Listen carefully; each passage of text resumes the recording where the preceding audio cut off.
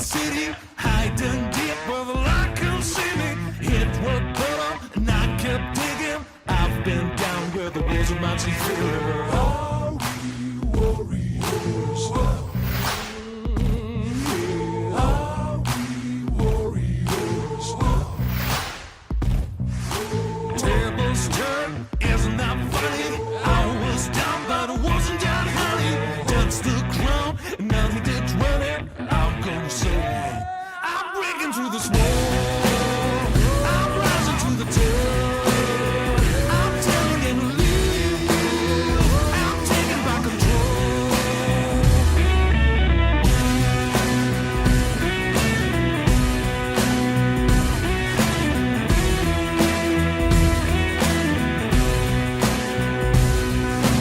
There's no roof and there's no limit. Don't need a block, come on, let's swing it. We'll rise up, coming out swinging. Brace yourself, this is only the beginning. Set and go, my drive isn't coming. Don't need time, I'm ready, honey. It's my show, it's mine, I'm coming. I'm gonna say, I'm breaking through this wall. I'm rising to the top. I'm turning and leave. I'm taking back control. And I'm breaking up a more. No way you're not gonna stop. I'm turning the heel. I'm taking back control.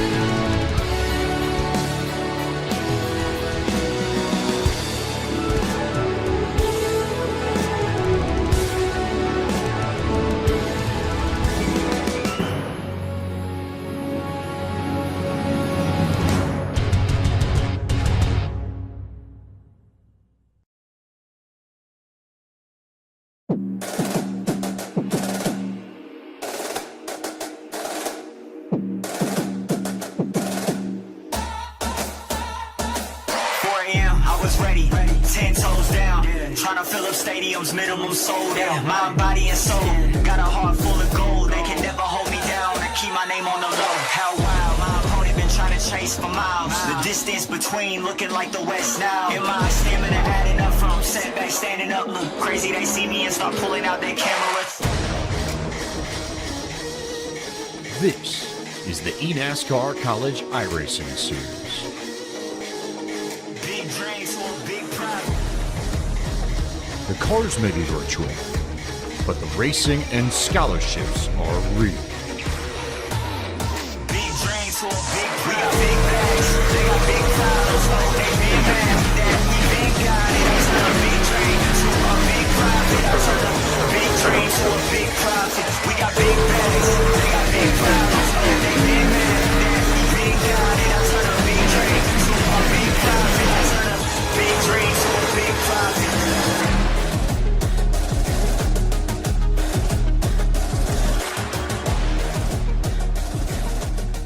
Well, everybody looks forward to that winter break, but before you get to go, you always have that one last test, and that's what Michigan is going to be today for the iRacing eNASCAR College Series. And it's going to be a difficult one to go to before the break. I'm Joe Peak here with Taylor Burris and Ryan Vargas. We have a wicked fast track today, guys. And Taylor, I'm really looking forward to seeing how these trucks take to it, because I have a feeling we're going to see some serious pack racing. We are going to see it, and good evening, everyone. And Michigan is by far a track when it comes to racing with the trucks, always putting on a stellar race from start to finish. These drivers here will be able to test the limits, push the absolute opportunities to find that opening that they need. But the thing is, they're not going to be drafting. They're going to be drafting, but not like what we see maybe at a Daytona or Talladega, but it is going to be just as intense, if not even more so. We're bound to see 3, 4, maybe even 5 wide action here at Michigan. Certainly. And Ryan, I know you've got experience on the real track. How scary is this place in the real world? Absolutely. Going into turn number 1 here, you are flying down the front straightaway here, but we got a pretty big giveaway here, Joe. Absolutely. We've got the We Got Wheels giveaway. Drivers, start your engine. Students that compete in the eNASCAR College iRacing Series and complete at least one time attack event will be automatically entered for a chance to win one of 8 prize packs. That includes a Logitech G923 True Force racing wheel and pedal set for Xbox or PC, and $30 in iRacing credits. Visit playflycollege.gg for more info. In the meantime, why don't we take a look at how our schedule is after this break here, Ryan? Yeah, so tonight, obviously, we're racing here at the amazing Michigan International Speedway, but then we got a couple months off. We got the winter break coming up. Everybody gets some time to relax and rest, but then we're right back at it at Watkins Glen with the Xfinity cars. Really tough combo. Then we go to Talladega on February 4th, Iowa Speedway, back in the Xfinity car on March 18th, back at the truck, April 1st at Charlotte Motor Speedway, and then we round out the season at Homestead Miami Speedway on April 15th. So they got a pretty good little schedule here going with lots of interesting tracks. And Ryan, also talk us through a little bit about Michigan. Quite a fast circuit. Oh yeah, this track is always a fast and exciting track to race at, 2 miles in length, 18 degrees of banking in the corners, 12 down the straightaway and 5 down the backstretch. This place was founded in 1968. Last year's winner, Daniel Falkingham, representing the University of Maine at Machias. Yeah, we'll see whether or not Falkingham can come back and try and do well again here today, as he is going to be racing once again. This is going to be, like I said, a lot of pack racing that you'll see out here on track. They've already qualified. We're just getting ready for the race itself. And here is our starting order. Jack Clemens on the pole for this one for Virginia Tech, with Jake Cummins to his outside for Converse University. After that, it is Jacob Bradley starting in P3. Outside of that second row, Corey Carpenter for Wilkes Community College, followed by Lane Graves at Wichita State University. Then it's Matthew Zwack for the University of Michigan. Aaron Brown's going to be starting on the inside the next row for Eastern Shore Community College, as the University of Nevada, Las Vegas sees Nathan Scott starting on the outside of that fourth row. Then to round out our top 10 here, Taylor, it's Mario Miranda for the University of Oklahoma, and another Oklahoma driver, John Hagan. There goes the Boomers out there onto the track. But moving on to row number 6 from King's College will be Douglas Newbigging, followed by, of course, the driver of Isaac Shelley from the University of Northwestern Ohio. Moving on to row 7, it is a winner we've seen already this season, Logan Clampett from the California State University of Fullerton. Alongside him will be James Scioli from Eastern Washington University. And then, of course, moving on into row number 8 from Longwood University, Jeremy Burns with George Mason's University of Zach Sprouse. And then, of course, rounding out in row number 9, we'll find Abraham Vila from San Jacinto College and Connor Treferi from the University of South Carolina Beaufort, home of the Sand Sharks. And your top 20, Joe Armstrong from Reynolds Community College, and Jonathan Evans will be in 20th place from Western Connecticut State University. Ryan. To the inside of row 11, you got AJ Heater from St. John's River State College. To the outside of him, Jonathan Evans from Western Connecticut State University. To the inside of row number 12, Daniel Falkingham of University of Maine. And to the outside of him, Austin Green. To the inside of row number 13, Chris Bryant. To the outside of him is John Forbes Wyatt Tinsley. My apologies. We've got Stephen Wilson on the inside of row 14 for the University of Iowa. Then it's going to be John Forbes Jr. for Saddleback College on the outside. After that, it's Jordan Kuntz for University of North Carolina, Charlotte. He'll be flanked by Garen Vitten out there to the outside of that row. After that, Tyler Skozen for the University of Northern Ohio, with Peter Irons for Winona State University on the outside of row 16. Then you've got Caleb Bryan for Missouri S&T and Daniel Nettie for Ball State University flanking him. Then you've got Cody Reed on the inside of row 18, and Matt Howard is going to be starting on the outside for Wichita State University Tech. And towards the back, not setting a time in qualifying, Parker White for the University of Maine at Augusta. And finally, Nick Lucci for Purdue University in Indianapolis. So a couple very fast drivers at the back of the field. Taylor, I have a feeling as we get to the race analysis, this is going to be an interesting one to watch with them.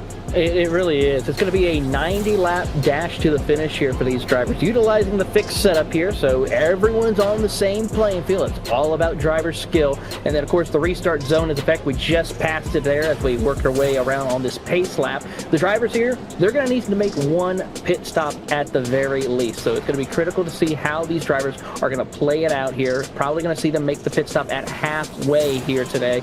And of course, they have those 3 available sets of tires and a pit road speed of 55 miles an hour.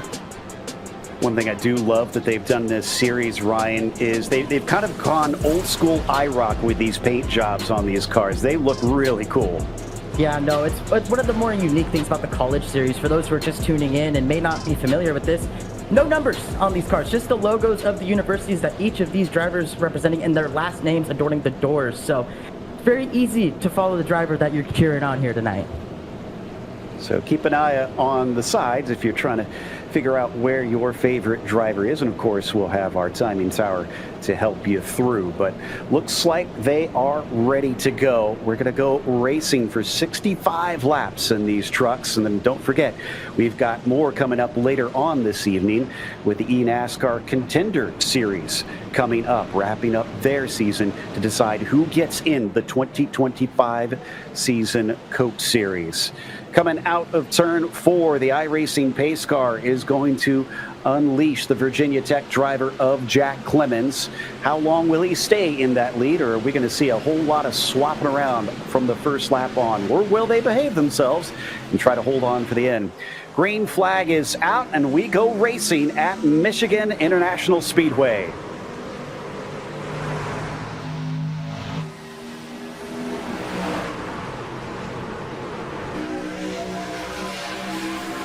Nice orderly start. This is looking relatively calm. Not a lot of chopping around. A bit of 3 wide happening maybe about 4 or 5 rows back here, Ryan. But I like what I'm seeing so far. It doesn't look like anybody's too antsy. Yeah, absolutely. You see the guys up front. You see Clemens kind of file back up into the top lane there. They're all just trying to settle in, right? These front 4 or 5 guys, they kind of want to get in the lines. But as I say that, they go 3 wide for second place. But that's just a product of the draft. You got to go with the runs. You got to go with the momentum. And right now, it seems like that momentum's on that top side. Yeah, that's what I was going to ask Taylor is, you know, we've got a pretty clean track at the start, so they've got all kinds of options. But where do you see this going as the race goes on? Do you think it's going to stick to the top, or drivers maybe going to try and migrate somewhere else? Drivers are going to try to migrate in different places at certain stages. Right now, fresh tires, everyone is going to go whichever way that truck can grip to their best ability. Later on, we may see some of these drivers starting to move up further to that outside wall, that third lane, as we ride on board with Logan Clampett. He's decided he has trouble off of turn number 4. Major incident for multiple drivers, including one of the Virginia Tech drivers who's involved in this one. Looks like Aaron Brown going to wind up at the bottom of the apron there just before the start-finish line. Didn't quite see who started it, though, but certainly didn't get us through the first lap. We were just about to complete it, and unfortunately, or through the second lap, rather, and we found ourselves slowing down for our first caution of the day. It does look like Isaac Shelley as well may have been involved in that one, as that car is taking a tow to pit lane. So not what we were looking for, Ryan, as they get picked up by the safety car already, but kind of to be expected when the cars or the trucks are all going to be racing this close. Yeah, we mentioned it in the pre-race there, right? You know, we don't expect this to be exactly like Daytona or Talladega, but it's certainly going to be very close. And right there, we saw already early in this race, 3 and 4 wide all the way through the field. Everybody's kind of jostling for position, trying to maintain the run, but also try and find themselves in line. And really just looked like product of a stack up there, really. I mean, just a lot of cars going for the same place, right? It's a product of multiple groove, multi-lane racing. Yeah, I do see Jake Cummings potentially involved in this one from what I can see on my screen. We'll check it out in the replay to see if we can get a more definitive answer. Taylor, talk us through how this evolved as we see, yeah, it looks like right there in the middle, there's our culprit. Yeah, right there you'll see he washes up the track, and unfortunately a couple of drivers, one of those being Miranda, just gets collected up, given a little tap on the bumper, and around they will go. Drua and a couple of other drivers just gets collected up. Not significant damage for drivers like Jua, but unfortunately for some others, though, they got quite a bit of work to do. Here's Steven Wilson. We're going to go on board with him as he tries to snake his way through all the chaos that happened right in front of him. He's in the middle lane right now. He'll see the smoke start to billow right there, and he just holds it and tries to be able to make those quick split-second decisions to avoid any contact from any of the other trucks that were either going down to the bottom or almost about to come back up across the track. Could have been a lot worse, but yeah, you could see Cummings there just getting into the back of Jack Clemens, and that unfortunately really kicked it all off. By the way, if you want all the latest news and updates from eNASCAR, then just get out your handy mobile device and scan the QR code on the screen, and you can sign up today and follow all the action in the various series that we have here on iRacing, the official simulation partner of NASCAR. All right, so we slow down too early for pit stops. Everybody re-racks and restacks. Ryan, what do you do from here? What's going on mentally? Do you completely reset, or do you have anything in mind from what little laps you had out there? Man, I mean, it's hard to really think what you have here, right? Because you have the pole setter, Jack Clemens, was the car that got turned around in that incident. He may have fallen back a few positions, so that tells me, hey, you don't want to be in that hornet's nest. You want to be either out of it, up in front, or you want to find yourself a cozy spot to avoid any chaos that may happen. And with the way that this racing is being super speedway-esque, like I said, it's not going to be like Daytona or Talladega, but with it being like this, I don't think that's going to be the last big one we see tonight. It's not the biggest track, but the biggest sale that you get all year long is on right now. Black Friday. It's got 25% off for 1 or 2 year subscriptions for those who already have an account. But if you're watching this and thinking you want to get involved, 50% off for new users. Now is the absolute best time. Highly recommend you try and take advantage of this. I know I personally have already renewed my subscription because I always look forward to this Black Friday sale each and every year when it comes on. So log on and try and take advantage of this. So you can go to iRacing.com/Black Friday to learn more. Looks like we should be getting going here as the lights are off on the pace car. And instead, it's going to be Jacob Bradley in the number 50. Well, there's no number on the truck this time, but he is going to lead us to green on the restart. Last time, Taylor was, like I said, relatively orderly. Let's see if they do the same, or maybe some drivers won't like what they saw with that incident and try to be a little more pushy to get to the front.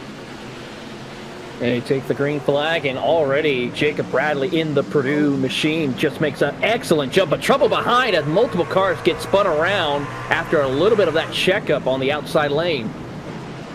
Yeah, well back down the orders. Tyler Skozen down to the inside. Saw one of, I think it was one of our Arizona cars get a little sideways. Vitten, it looks like, may have had a problem getting on the throttle. That's one thing I've always heard about these trucks, Ryan, is that they can be a little bit tough without as much weight on the rears. Are they tricky to get the power down when you need it?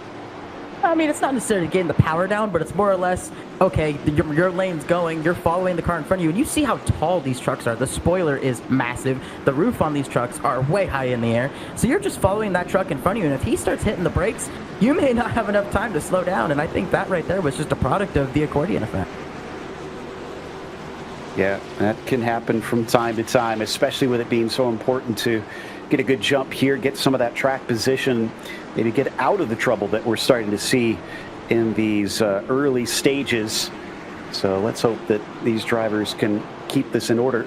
Now, they do have a time limit, as we're going to take a look at the replay on this restart and watch Vitten. You'll see him there in the yellow and red machine. Now he gets going, and then suddenly the car is going to get a little bit sideways here. Does he get help? Yes, he does. Gets tipped from behind, and then just winds up trickling backwards down through the field. Tough break there. As we're going to be on board with Daniel Nanny from Ball State, as we saw a couple of drivers try to poke out right there. You see Stevie Wilson poke out along with John Forbes Jr., and then right there just barely makes it through. Vitten just came right across his nose. Maybe a little bit of damage on the nose of that Ball State machine, but overall, though, it could have been a lot worse. White doing a good job as well. That's up to 21st with him avoiding that accident. And I mean, no shock.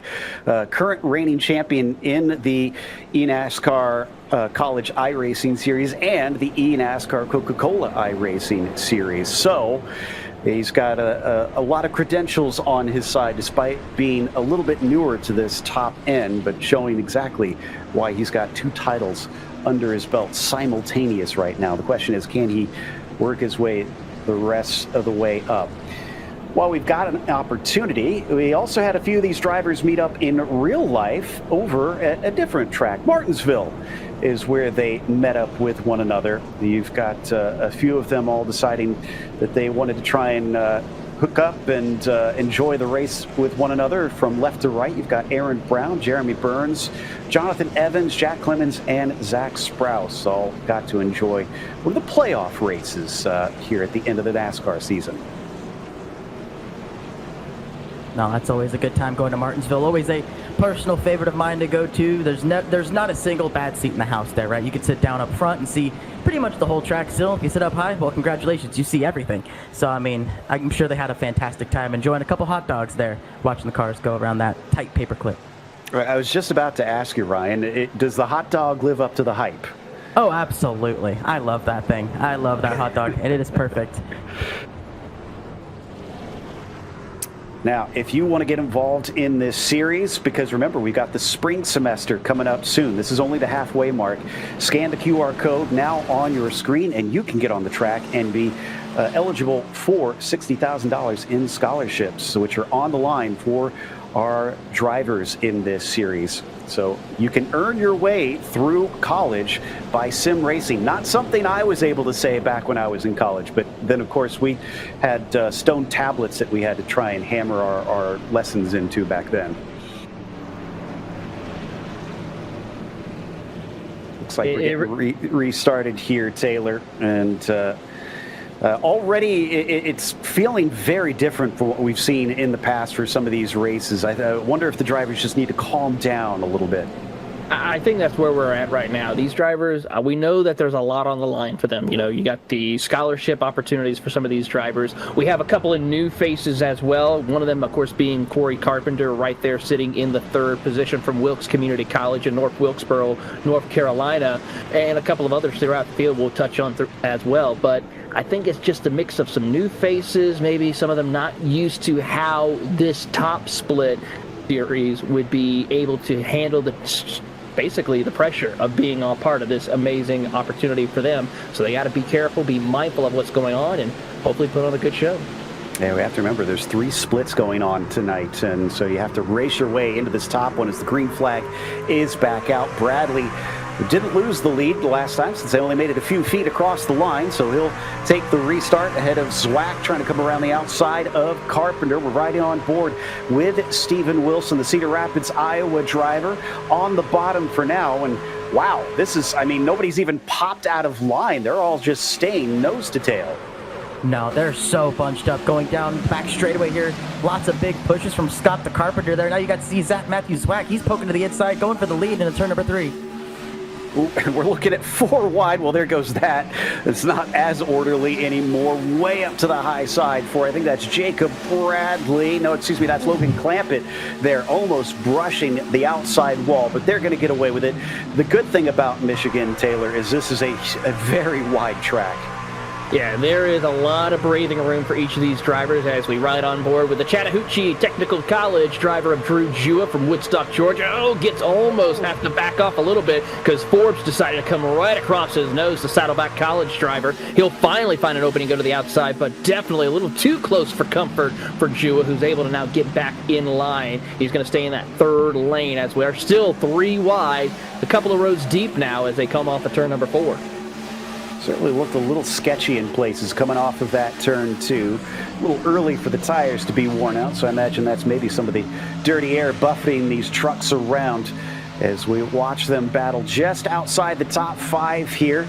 But it is a 1 car up at the point. Matt Zwack has actually moved himself into that position. Miranda Clampett, Carpenter in behind him. Look at them start to siphon in down the back straightaway and get a little bit more single file. Looks like we got a bottom side row moving though, Ryan. Yeah, I mean, obviously going through the corners here, the bottom side lane is going to make up some ground because it is the shortest way around. But that top side lane, you see a lot of guys now, once they get clear of that top lane, they're filing right back into line. They know that top lane has the speed and momentum down the straightaways. But you see guys like Scott all the way down on the bottom, making it 4 wide. I mean, there's not a single lane here that does not work. And we're expecting it to be that way for much of this race, unless we get cars that are running out of tire. New Bigging almost ran out of tire there as he made a little contact to the high side. Nice catch to keep that from becoming an accident. So we carry on, Taylor, as he'll pick it back up. Looks like he only fell to 8th. Yeah, we'll go back up to the front of the field because here comes Mario Miranda and Logan Clampett. They are now going to go to that top side, try to make it run and work out for them. And we'll see if anyone decides to duck down to the bottom of the racetrack heading into turn number 1. So far, not going to work for these 3 drivers, but here comes Falkingham down to the bottom of the racetrack. He wants to pick up a spot as he tries to get around Carpenter for 4th, but that's not going to work because here comes the Purdue driver of Bradley around the outside. He'll lose 2 spots down the back straightaway. Falkingham just out of momentum. He'll get back into line. We're on board with Clampett now sitting in third position. Mario Miranda, I've called a number of races with him in private leagues, and usually he is up for wins. So it looks like nothing really changes here in iRacing's more official championships here for the College Series. He sits behind Matthew Zwack, waiting somewhat patiently, while Wilson heads to the bottom. Yeah, it's no secret. Steven Wilson's one of the more aggressive drivers on iRacing, and he shows it in the Coke Series. He's one of the most successful drivers at that level, and he's showed his strength here in the College Series. But I'm looking at that top three here. You got Matthew Zwack, Miranda, and Clampett. Those guys, they're just riding. They do not care. It's Wilson. He's just throwing it to the inside of Clampett. But that top three, they're just hanging out. You just saw the calmness on Clampett's face. He's adjusting his headphones, driving one-handed. He's looking calm. Falkingham looking like he also threw out a grappling hook and grabbed onto the back of Wilson, followed him down to the bottom, and that's working out quite well. He's getting those spots back as we watch the onboards with Wilson and Miranda. We shouldn't see those wheels move around too much, especially at a high-speed track like this, Taylor. I got to think it's extra important to be nice and smooth. Yeah, you want to kind of keep that wheel as straight as possible. You don't want to be sawing on it as much because, like right there, you see Wilson starting to saw on it just a little bit. That's going to cause a little bit of issues for those tires and gripping up later on in the run. So you got to be careful. But here comes Daniel Falkingham. He is stuck in the middle in a hornet's nest for the University of Maine. And here he is making a run. He's going to tuck up behind Wilson. They're going to try to propel their way forward up to the lead. Quite the list of names that have risen to the top, but not really surprises. Like I mentioned, Miranda, Zwack, Clampett. Of course, Clampett, and Wilson, both are drivers in the eNASCAR Coke Series. Falkingham as well.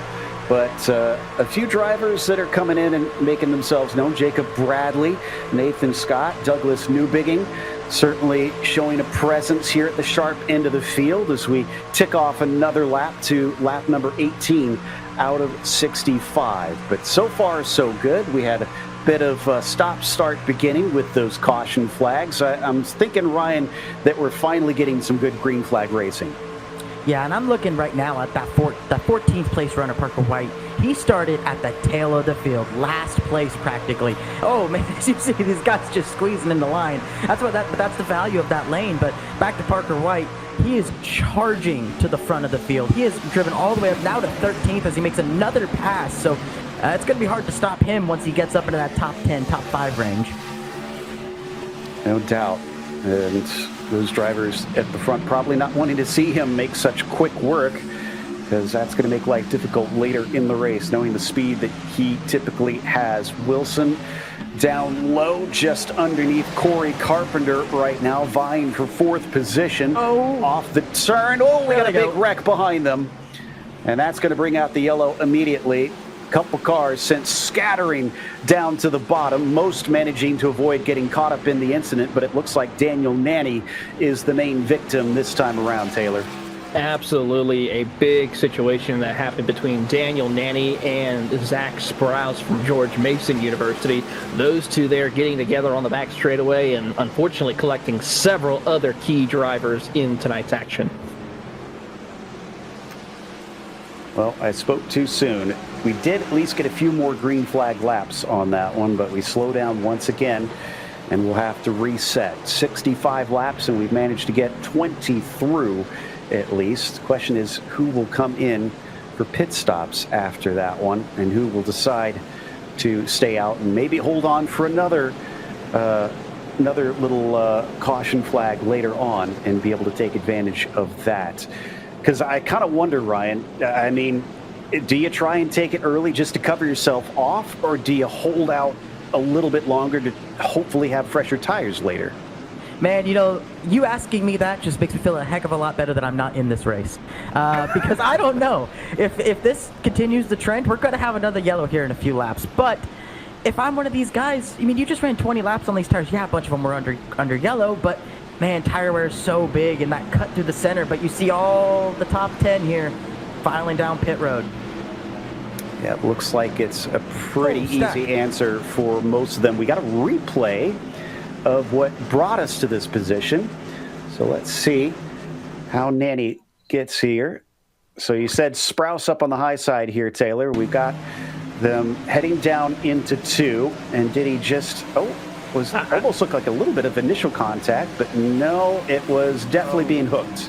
Well, the thing I first noticed is we saw when Nanny and Evans getting together, making slight contact. That got Nanny's car a little off balance right there as they come off of turn 2. Nanny then has to try to catch it, and unfortunately collects his, of course, Zach Sprouse up for the George Mason University driver. So a tough situation, and I do got to say, we do know somebody in our group here tonight with the broadcast that is not too happy about the Ball State truck out of the race. No doubt. Now, our eNASCAR College iRacing Series is brought to you by Logitech G. Through design, engineering, and a love of driving games, Logitech G takes racing simulation to another level. Logitech G, the official wheel and pedals of the eNASCAR Coca-Cola iRacing Series. And Playfly College Esports. Playfly College Esports. New name, same amazing experience. Visit playflycollege.gg for collegiate esports competitions, merch, news, and more. So big thank you to them for helping bring us this fantastic series. And like I said, we're only halfway through. We get through the fall season, and then we take a little bit of a break. We'll come back for the spring semester later on. And as we advertised a little bit earlier, you yourself can actually get involved in this series. If you're watching this and thinking you could do just as well, scan the QR code now to get on track if you want to compete in the eNASCAR College iRacing Series. They have qualifying runs that they have to do to get into this race as we go 2 wide and get ready to restart once again. So this can be potentially a time-limited race, which adds an extra element to it, Ryan. That at least you have that final cutoff. I guess the question is, will we actually get there? Well, if you're Mario Miranda, Logan Clampett, you're just thinking, man, just let's get to the end of this thing, right? I want to get to that checkered flag. I want to be there because at the end of the day, it's an all-out brawl right now. I mean, these guys are throwing haymakers. We saw Steven Wilson charging through the top 10, throwing absolute haymakers on the bottom, trying to just find his way into line. And once again, he kind of lines up. I think is he back there in the third position? Yes, he's back there in the third position. So I wouldn't be surprised if we see a bit of chaos towards the front this time. A little bit of urgency. And apologies, that was not a countdown to the time limit. There is not a time limit. Well, there is 2 hours and 40 minutes, but let's hope we don't reach that. That's the time until we get to the eNASCAR Contender Series finale. Again, that's coming up at Texas Motor Speedway in an hour and 6 minutes right now. So stick around because we'll have more racing action after the trucks finish up here for the eNASCAR College iRacing Series. But we're going to at least get back to racing as the pace car is in. This time going to be Mario Miranda who leads them to the green flag. He takes that start, gets on the loud pedal. A very quick jump down to the bottom for Logan Clampett. That's very interesting, Taylor. He wanted to try to clear himself as best he can in order to try to have that clean air in front of them, but Miranda shuts the door on him. Now he's got to be careful because Matthew Zwack and Daniel Falkingham are all lined up nose to tail. They're trying to find their opening as they head down the back straightaway. Falkingham leads the train on the bottom. Clampett now thinking about doing that as well to try and slingshot past the Oklahoma Sooner driver of Miranda, and he will be able to complete the pass heading into 3. Newbigging deciding he wants to make it 3 wide. He ducks to the bottom.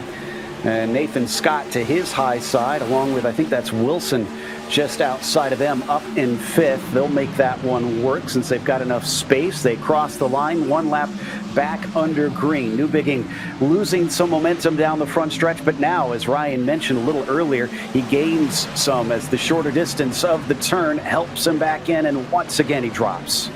Yeah, but then you see that freight train on the top side lane there as we watch the battle for 6th and even further back in 22nd. But all those cars lined up in that top lane. They're filing past the cars on the inside, and then they drive right back down to the bottom. You see Daniel Falkingham diving to the inside. You see Graves down to the inside. You see all these guys trying to make a quick lunge, but once you get to the straightaway here, you're going to see the run that the outside lane gets. It's the power of that draft of being able to work a little bit more together. Looks like the front drivers have been relatively patient on that front. We've been seeing them mostly get single file there on the top of your screen in the race for the lead. top 4 right now, managing to do that in one line. But back in 22nd, it is definitely a different story. Trucks kind of all over the place, jockeying for position, looking for that right line and for that momentum. We still got so much left to go in this one. A lot can develop. And the main thing here, Taylor, I think, is just get to the end first. Absolutely, you do want to do that as we ride on board with Jacob Bradley. He currently sits in the 6th position. He's trying to hold off drivers such as Nathan Scott from the University of Nevada, Las Vegas, and he is doing that as we go back a little further to Trifari, Kuntz, and then, of course, a couple of other drivers who are jockeying for position. There's Vila as well. They are really trying to stick it through and hope they can make it work for them, but so far it is smooth and collective. They're going to try to find their dancing partners and make runs up to the front. Trifari trying to stay behind as we watch the UNC Charlotte driver of Kuntz go to the outside. Almost gets clipped a little bit there by Green as he tries to shut the door on him. Too wide, too deep, cross the start-finish line, but they're going to be able to make that one work as we ride on board with the University of South Carolina driver Connor Trifari. Down to the bottom, trying to run as low as he can as Vila definitely drifts up and the truck looks a little bit unsteady coming off the corner. He backs it up because of that and loses a position. Gotta say, I do like Trifari's paint scheme. Very easy to identify with that sort of chrome teal. Home of the Sand Sharks. Yeah, really bright paint scheme to contrast the dark room that he's racing in. You'll learn the more you do commentary, Ryan, that the more you start to appreciate the flashy paint schemes. It makes it very easy to tell who you're looking at. As Wilson's isn't as flashy. He lets his driving do that. He's currently fighting with Matthew Zwack, who's fallen from the lead. Now back to 3rd. Oh, did Miranda just smack the wall a little bit, Taylor? I think he might have a little bit, but he's able to gather it back up for the most part. He's got some pressure from Zwack and Wilson now, who dives into the bottom of the racetrack. He's almost going to try to clear, but they're still going to remain side by side off turn number 4. Wilson noses out ahead, but Miranda, with that draft up in front from the help of Logan Clampett, is going to pull him down the front straightaway to stay ahead of Wilson for the moment. And Zwack now will put the pressure on with, of course, the driver of Daniel Falkingham sitting in the catbird seat, ready and willing to make a move if it opens. So as they head down the back straightaway, are seeing some good battles there in the mid-pack. We'll keep an eye on the lead as we watch down in 10th. New Bigging has definitely been getting into it here in this race. We've seen him make a few moves, try some 3 wide, but it's not brought him forward like he hoped for. He's back in 10th, fighting against Scioli, who is to his outside, and it looks like James is actually going to get himself a good enough run. He might be able to finish the job there, Ryan. Nope, maybe not.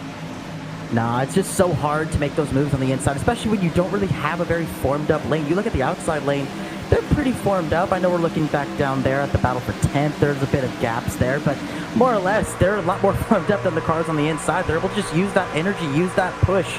The draft comes so into play here, and Steven Wilson up front there, he's doing a lot of side drafting, but riding on board with John Forbes Jr. here. He's diving to the inside. You see him sawing on the wheel. I mean, he's trying everything he can to try and get to the inside, but just not enough. On board with John Forbes Jr., also running that lower line. It's gotten rather dark, honestly, in the last bit of time. We've had some cloud cover.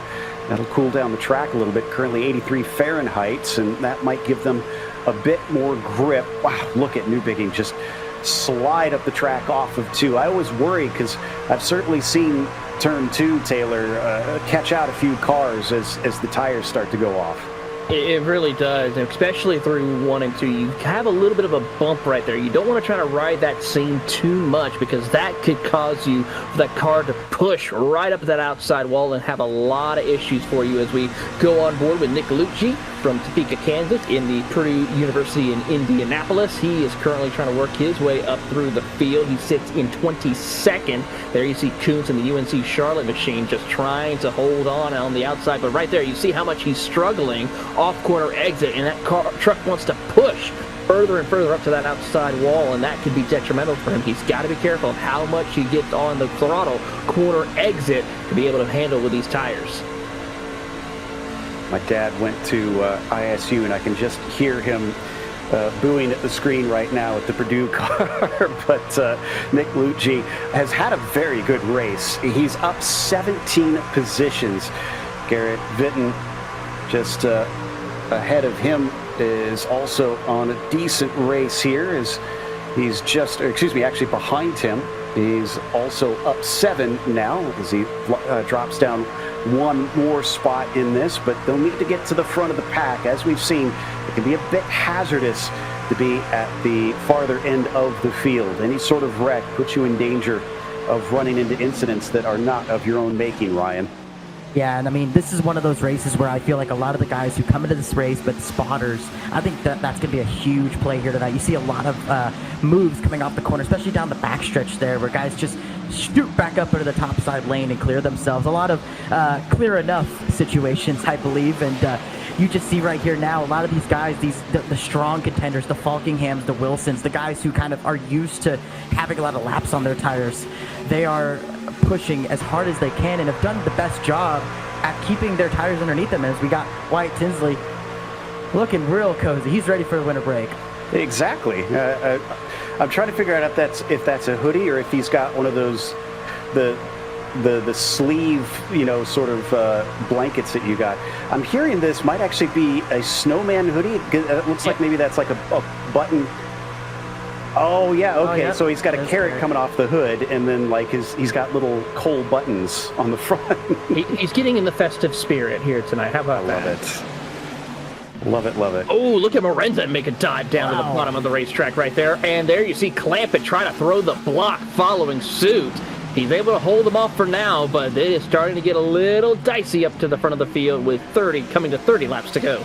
The complexion of the racing is changing now. Oh, Zwack going to get squeezed in the middle, and Wilson just about scraping the outside wall. They'll get away with that one, but things are ramping up out here. They've got to be careful. It's not over yet. I mean, 30 laps to go. We're barely past halfway. I mean, Miranda, he absolutely sent it down the backstretch there. He sent it 3 wide, cleared them going into 3, and then finished the job out of 4. I mean, that was about as close as you get to a slide job in the Truck Series race here at Michigan as you can. Not something you hear used frequently at a track like this. Once again, up to the high side for Wilson is behind him. Zach Sprouse, remember, he was involved in an incident behind him. My goodness, I think that was Jacob Bradley getting all sorts of squiggly coming off of turn 4. But we'll stay green once more. But Sprouse coming back after nearly being taken out in an earlier incident. I'm actually kind of impressed, Taylor, because usually this is an oval where you don't want any sort of contact that could disrupt the aero on your truck. No, you certainly don't. We saw right there they came off turn 2. Tinsley and Falkingham getting together briefly. They were able to gather it back up, but as we now see, noon race leader up at the front as Stephen Wilson takes over. But watching these drivers here, they're now starting to really find their lanes as Sprouse gets tucked up right behind the driver of Mario Miranda. You couldn't fit a paperclip between the two of them. Really close racing as they work their way around the circuit as here comes Zwack, 2-for-1 special, new race leader for the hometown driver. Right down the inside of 3 wide. Clampett and Wilson continue fighting for that second spot. Slack's got the bit between his teeth, willing to take some risks here today. Clampett's going to get some momentum. And just behind them all is Nathan Scott from the University of Nevada, Las Vegas. My fellow commentator, Evan Pasoko, apparently went there. So his alma mater being represented relatively high up the field. Ryan, is your school represented here today? Man, my school's right up there in second place with Logan Clampett. That's my right down the road from where I grew up out of La Mirada, Cal State Fullerton. So real cool to see that. Logan's obviously running really well all season long, previous winner, and he's up there fighting for the lead. These guys are throwing absolute haymakers up front, just sending it 3 wide. I mean, at this point, the tires are gone. These things are gummy. They're losing grip.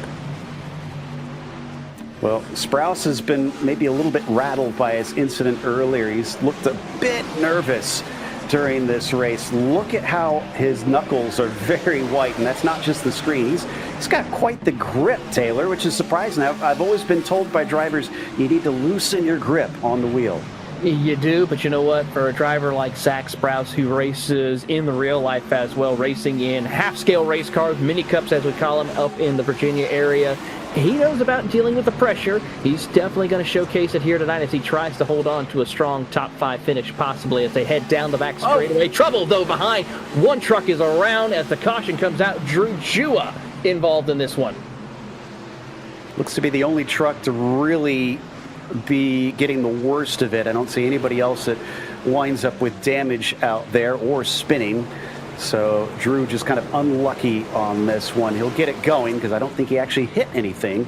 But this will slow us down once again with about 26 to go. One of the Oklahoma drivers I'm hearing got into him. And I believe Morinda is one of those, but I'm not sure if he was around him. I think it would be John Hagan in the other Oklahoma machine, the two teammates. So a tough break there for Hagan collecting Jua in this incident. As for me, I haven't seen any Toledo Rockets cars this season that I can remember. So unfortunately, my alma mater not represented. Before we get to a second look on that one, let's wait and see whether or not we get drivers pitting in here. They definitely have the tires. They started this one, Ryan, with 4 full sets, so they can essentially change tires 3 times if they take all 4 each time. But do you want to burn one this time? Yes, 1,000%. We ran plenty of laps there on the green. We saw handling really come into play. We saw a lot of guys. We were talking about the white knuckling going on up at the front with how bad these trucks were driving. So you see right here, no question, no doubt, every single truck is coming down pit road.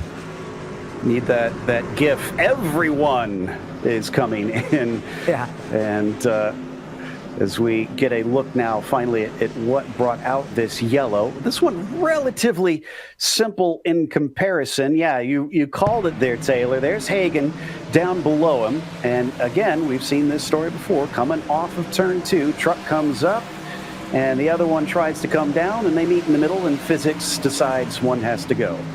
Absolutely. Unfortunately, it was Jua. How about, was that Sprouse right? No, that was not Sprouse. That was someone else right there. But how about how close that was? As here we are on board with Hagan. There you see the contact. Jua loops it around, but there was another truck who was inches away from just absolutely clobbering nose to nose on the back straightaway with the driver of Jua. Let's see if we can get a better look at that. There you see the contact right there. Jua loops it around. A couple of trucks do scatter. One does make slight contact. That's the S&T Missouri driver who I saw who had some close calls. I mean, that I think was Brian. Great heads up. That was Caleb Bryan, I believe. And that, I have to say, doesn't get any more closer than that.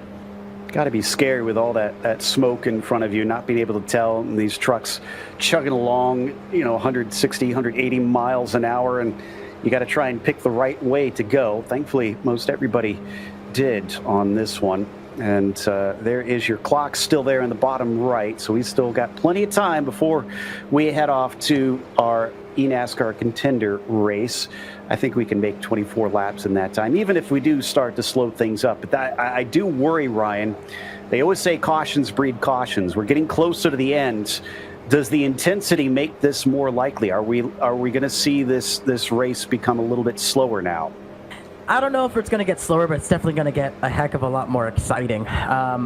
We saw it with that last run, right? It got so long that I was putting in chat, hey, what about fuel? We have to worry about fuel. And we get another look at the replay here. By the way, speaking of physics earlier, look at this. The air getting underneath that machine, the Drew Jua machine, picking it off the ground. Had he gotten any more hit, that thing would have gone up in the air. So props to the production team here for getting a good shot of that. I always find it interesting, all the crash model physics that they've implemented in some of these cars. So good catch there. Yeah, and props to the physics team at iRacing. That looked very, very real there. And thankfully, the truck did stay 4 wheels on the ground in the end instead of turning over. Yeah, we don't have the safety to worry about, but there's a lot of drivers that would not want to see a tumbling truck and be just as unpredictable on where they wind up. 22 laps when we get restarted. Who have you got your eye on, Taylor? Who has looked really strong today?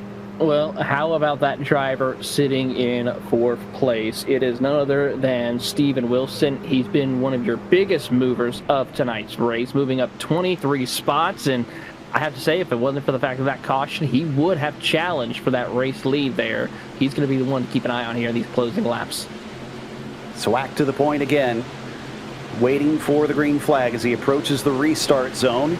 There it is. Green flag is out. He gets a pretty good jump. Clampett gets some help from Zach Sprouse, trying to push him forward, while underneath Steven Wilson trying to use that slipstream to pull into P2.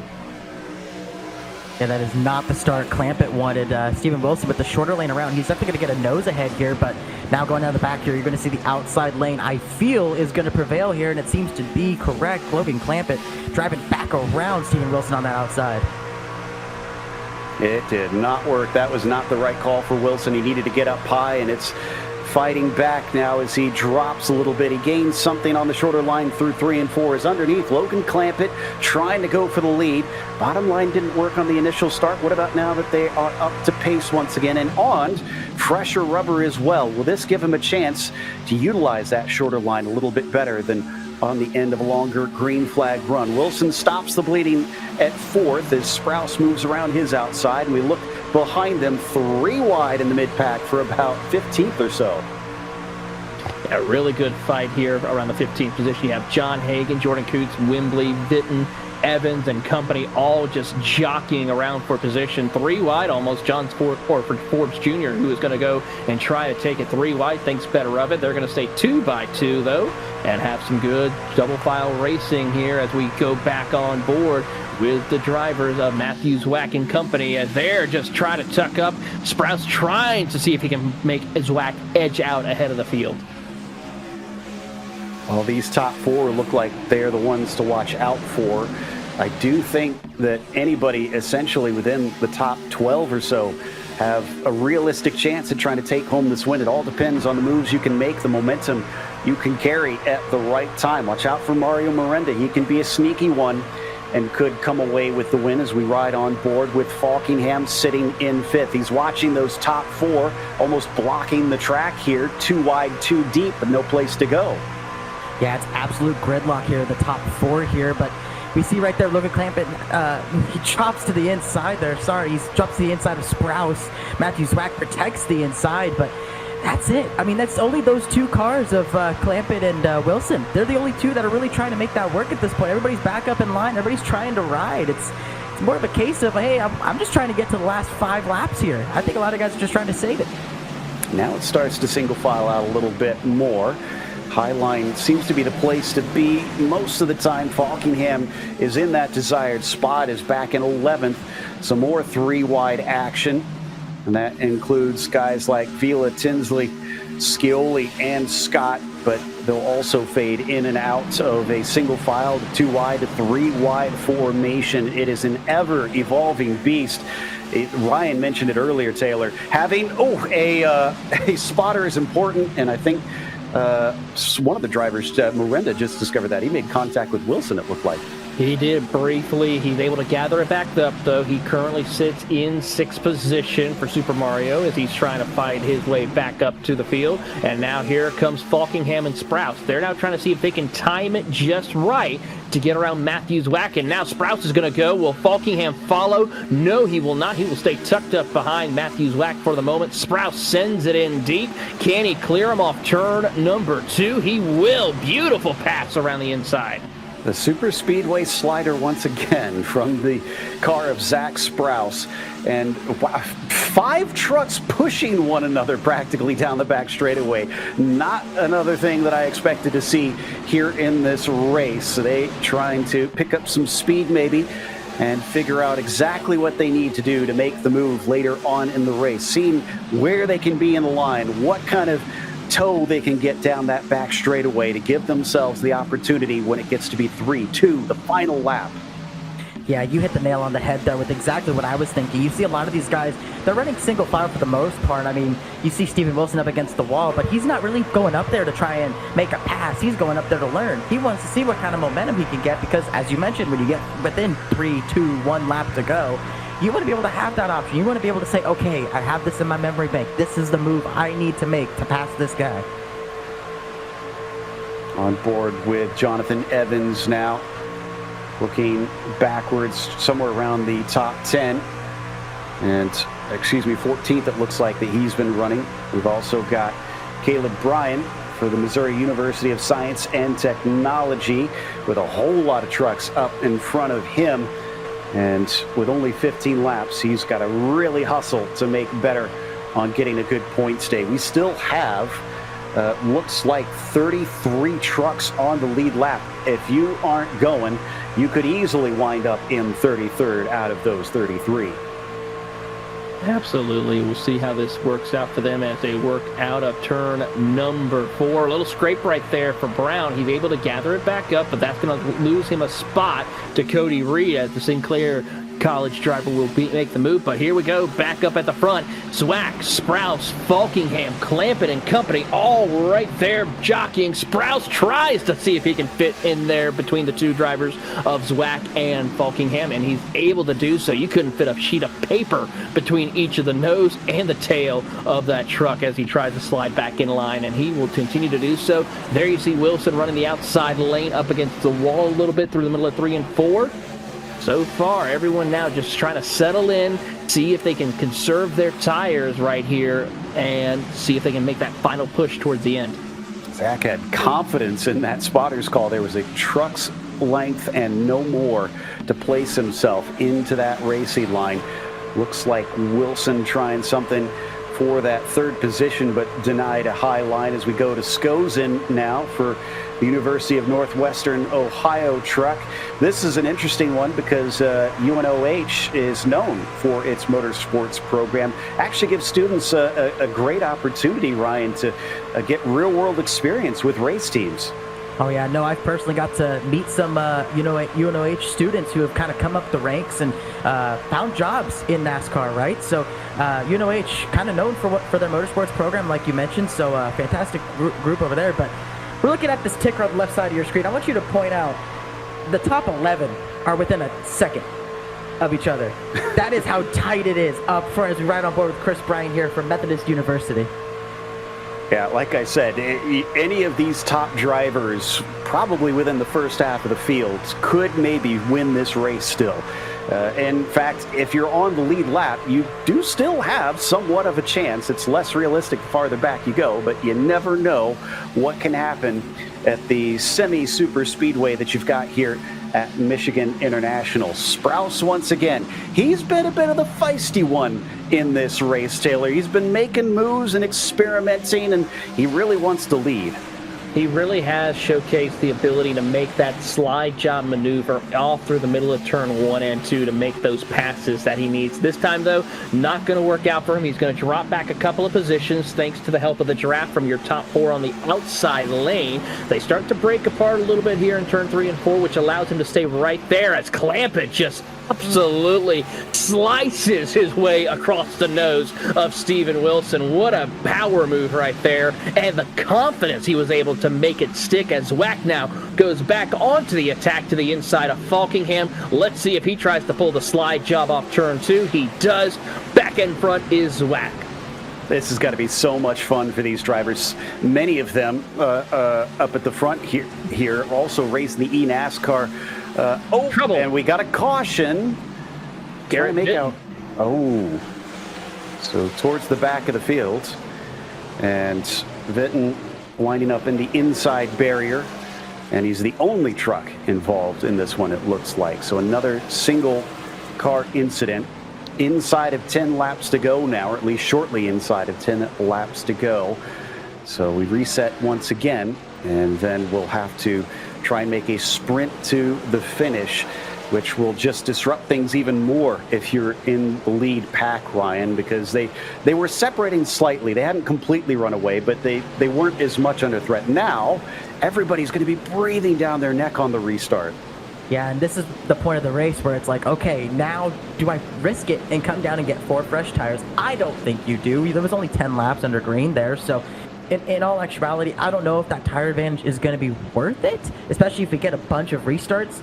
However, if you're one of those guys, say if you're one of the top 3 and everyone else behind you goes to pit road, oh man, you're going to be a sitting duck. Exactly. After having a good chunk of run on this set of tires, could be a problem, and they should have one left, pretty much everybody, if they want to take the pit stop. So what's the decision going to be? It looks like Zwack is hinting that he's coming in, and he is. He's confirmed, and everybody is following him pretty much. No gamblers. Let's see if anybody at the back is willing to take a bit of a risk. Very surprised by that. See some trucks that are laps down that are getting laps back, but I don't think anybody on the lead lap as we check out the replay to see where Witten had it go wrong. And it's the truck on the top side, Ryan, it looked like got quite loose and just kind of slapped him with a tank slapper there. Yeah, it looked like a tank slapper from the car on the outside, and then Witten on the inside, just kind of coming up the track at the same time. 2 trucks meet at the same place at the same time. We'll see it off of 2 here, and iron comes down.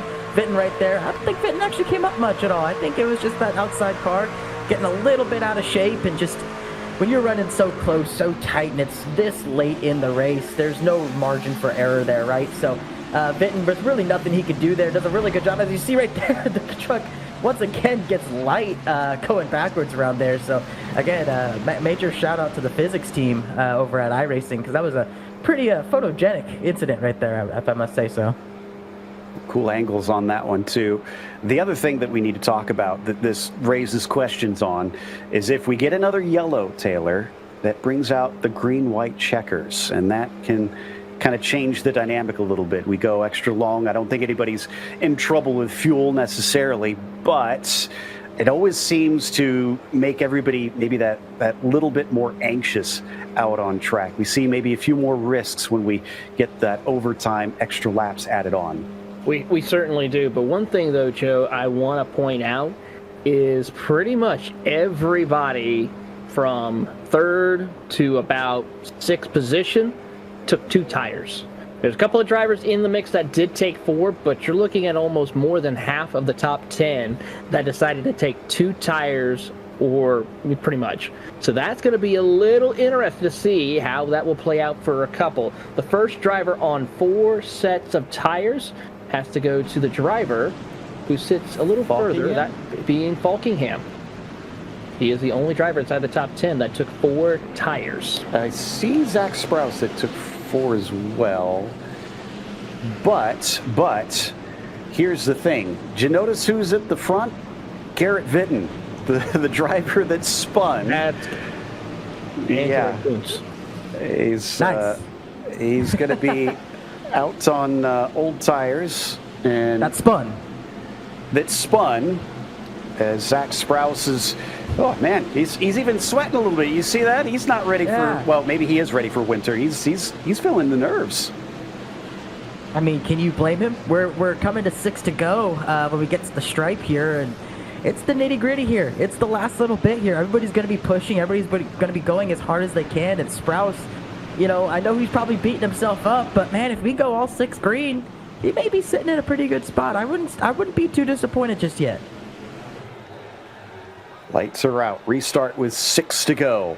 Witten taking the gamble after his race got flipped around by that spin.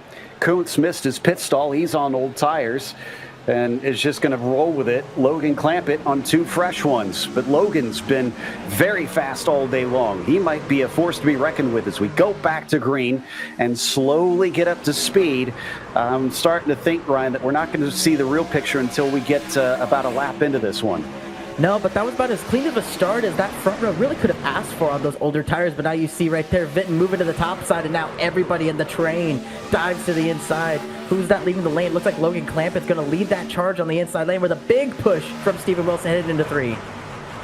Indeed it is. Clampett moving to the top spot. Falkingham going to follow through to the bottom. We got a loose truck around the background. One of our Charlotte drivers. Oh. We go back to yellow once again. And you're right, that was Kuntz, unfortunately, discovering those tires were no good anymore. Tough break there for Coons. You saw it working its way that it was bound to happen. He was just absolutely sideways through the middle of turn 3 and 4 to corner exit. Tough break for him. I'm curious to see who he collected, because it was one of the Oklahoma drivers, and I have to say it was Mario Miranda. Fortunately, Super Mario hit a Goomba, and Kuntz winds up taking the brunt of that one and ends up at the back. Is Miranda? Yeah, he's in pit lane because he had a pretty big hit. We're going to take a look at it. I can't tell, though, Ryan, if there was any contact or maybe just the air got taken off the rear spoiler.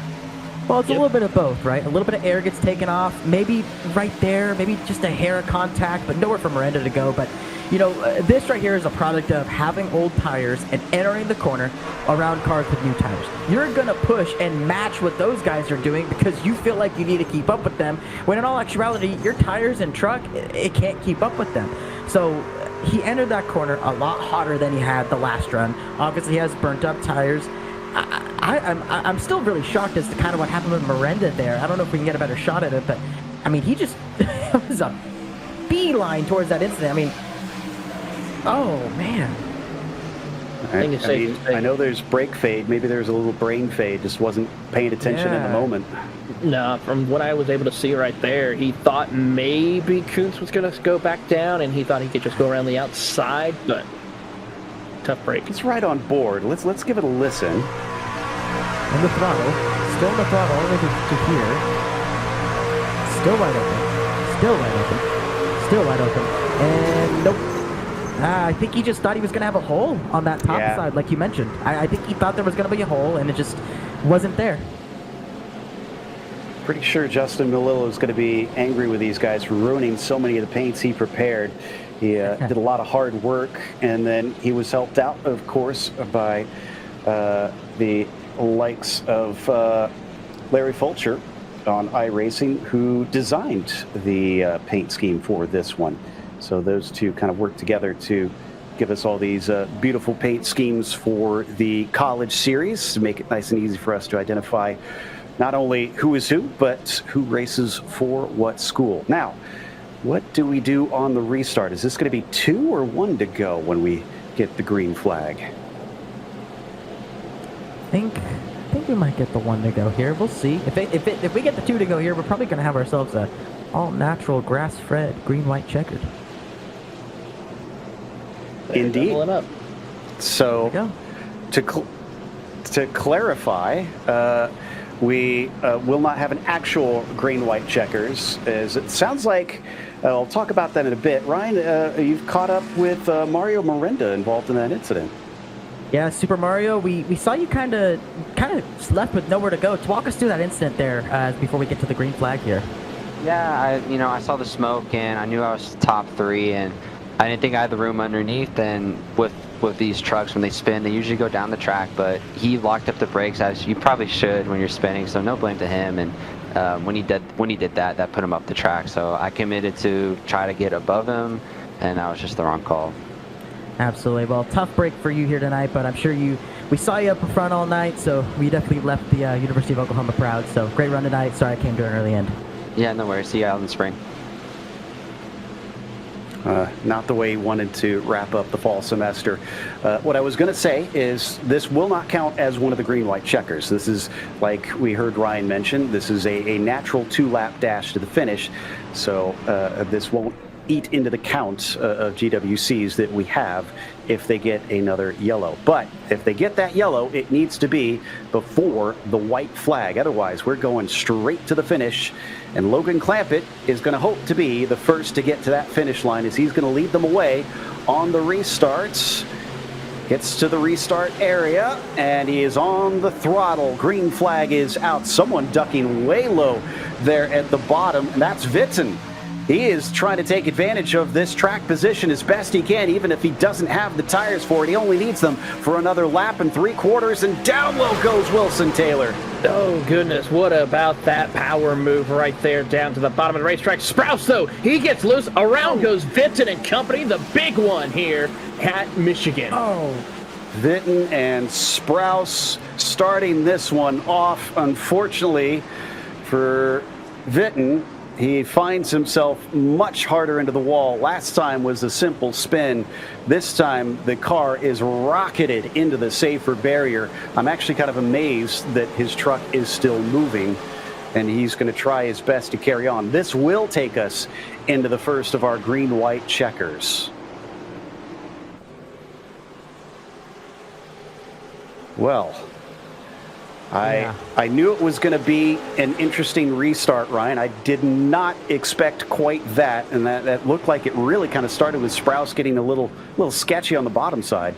Yeah, I mean, you know, when it comes to these late runs, right, you see once you get one car out of shape and everybody's just all on top of each other like they were coming out of 2 there's nowhere you can go. There is no option. There's no margin for errors. We're going to get a replay here. Let's get a good look at it here. We're watching this guy right here. Just gets a little out of shape. See if he gets any contact to start it. Right there. No? Sprouse gets hit in the right rear quarter. Oh, does he? Sprouse gets hit in the right rear quarter, and Witten ends up going to the outside wall. Witten just clipped the right rear quarter, and that sets Sprouse sideways, and Witten out of, I guess you could say, out of trying to not cause any more problems. Right there. See the contact? Witten goes up and then back up.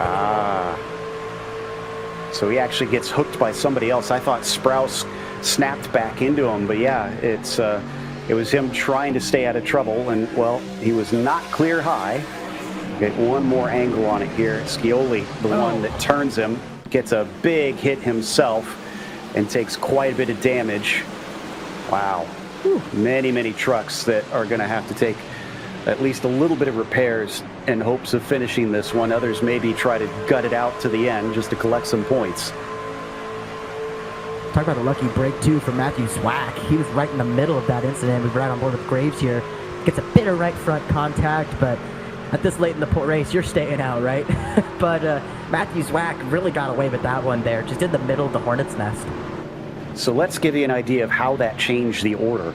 It's Wilson, Clampett, Forbes Jr. is now into 3rd, Falkingham back to 4th. Sprouse manages to stay in 5th, so he survived that one. Zwack down to 6th, Vila to 7th, and we rode on board with Graves. He actually stays in 8th position. So a definite shuffling up of our top runners. Doesn't look like it did just a few laps ago with 2 quick cautions causing us, 3 quick cautions, if anything, causing us a bit of a stack up here. And now the first of our green-white checkers. So same rules as before, Taylor. If they get to the white flag, it's official. It goes to the end. If they get that caution, we go back and try it again. And it sounds like we're going to get one more look at this wreck from Evans. And we'll take a look here at the replay as we will see how Evans... Oh, look at this. He is just stuck in the Hornet's nest right there in the middle. Evans sees the smoke. Can he make it through? Oh, I gotta say, I think Evans is going to need to step aside after this race and have a collective thought of what needs to be accomplished here for him later on. But of course, like we talked about, the green-white checkered, 3 attempts. If the white flag is taken, the race will finish. But if they have a caution before they do it, we re-rack them and restack them again for another time. I get the feeling Evans should switch schools to Mother of Mercy or something, because my goodness, that was there were some angels flying with that car at that point. So we're already double file, getting ready to restart once again. Earlier I'd said there were 33 cars on the lead lap. Amazingly, with all that's happened, we still have 31. We've only lost 2 in all this craziness. But that's not to say all the cars on the lead lap, Ryan, are completely clean right now. No, definitely not. We saw Graves get involved in that incident on the right front there, and he's still lining up. I believe he's still up in the top 10 somewhere. I think he's lined up in 8th position. Yes, he is. So, you know, if you're one of those guys that was involved in the incident and you know that you're only going to get 2 laps here, I don't think it's worth taking that extra couple seconds of optional repairs there. Might as well just send it. All right, let's get ready for the first of our green-white checkers. Will it be the only one? Will we be able to finish this here and now? Stephen Wilson gets control of the field this time. He's been looking like he is very fast here today. Green flag is out. Sprouse almost causes another accident trying to dodge to the inside. I think that was Vila trying to see if he could duck underneath them. Heading down into turn one. Wilson gets a little bit of a gap behind him, but that's not going to last.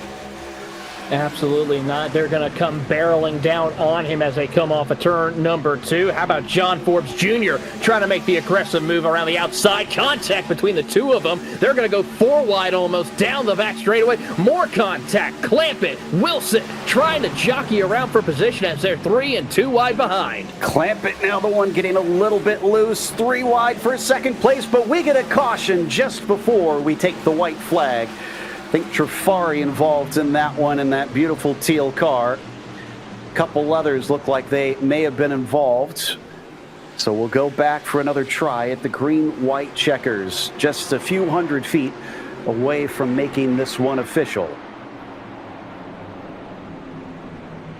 We got to talk about that move that John Forbes Jr. made, though. He got shuffled out of line in 1 and 2, got stuck to the outside, and then just went with the momentum and took whatever run he had. He knew Steven Wilson was going to block. He went the opposite direction. He was all sideways through the corners. There was a point where it looked like he was turning to the right to try and hold on to that race car. So, brilliant job to find himself in the second position there. Now, I'm looking through the field, and I see a whole lot of drivers with 4 tires up at the front. So I guess the 2-tire call wasn't necessarily the greatest as we take a look at the replay. There's Trifari in the middle of your screen. He's in the dark blue and the teal. So let's see how this one, he gets a big hit from behind. Truck starts to go around. He completely slaps the outside wall with the driver's side. Doesn't look like anybody has really got involved, but now we're going to ride on board with our all-state drivers. Right about here, Trifari backs off the corner, and then unfortunately one of the drivers gets right behind him, collects him, and loops him around. And Nanny, well, he's 1 for 1. He was able to miss one, and now he was not, and then he was able to not miss one earlier on today. So he's on a little bit of a good scale. 50%, I have to say, is not bad. I'm kind of curious, Ryan, because I was talking about that 2-tire versus 4-tire call. There's a whole bunch of them, but then the top 3 are all 2 tires. So actually, before we get to you, Ryan, Taylor, I understand you've caught up with Steven Wilson. I absolutely have. Steven, I got to say, you are absolutely being a brick wall for a lot of these drivers, not letting no one get around you, no matter what they try, whether they try to go around you the outside, they give you the bump and run, but you're just able to be unmovable here in this event. To walk us through how you were able to do that.